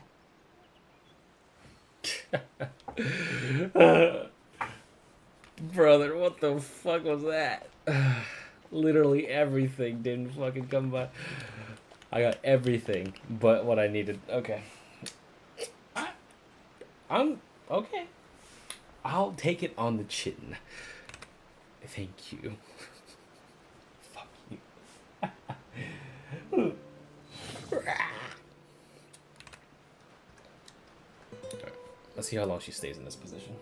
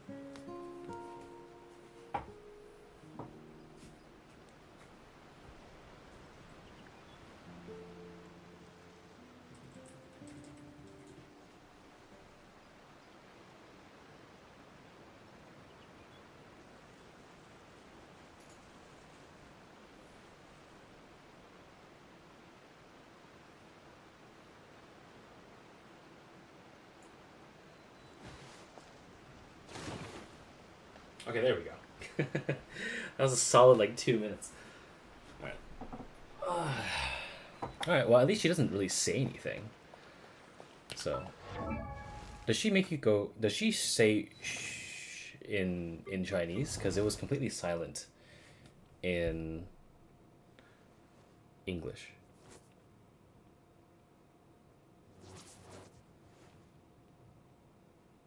No, she doesn't. Okay. So she is literally a completely silent idle character, which I'm pretty sure a lot of people enjoy. Okay. GG's. Let's get this over with. I have a lot to learn.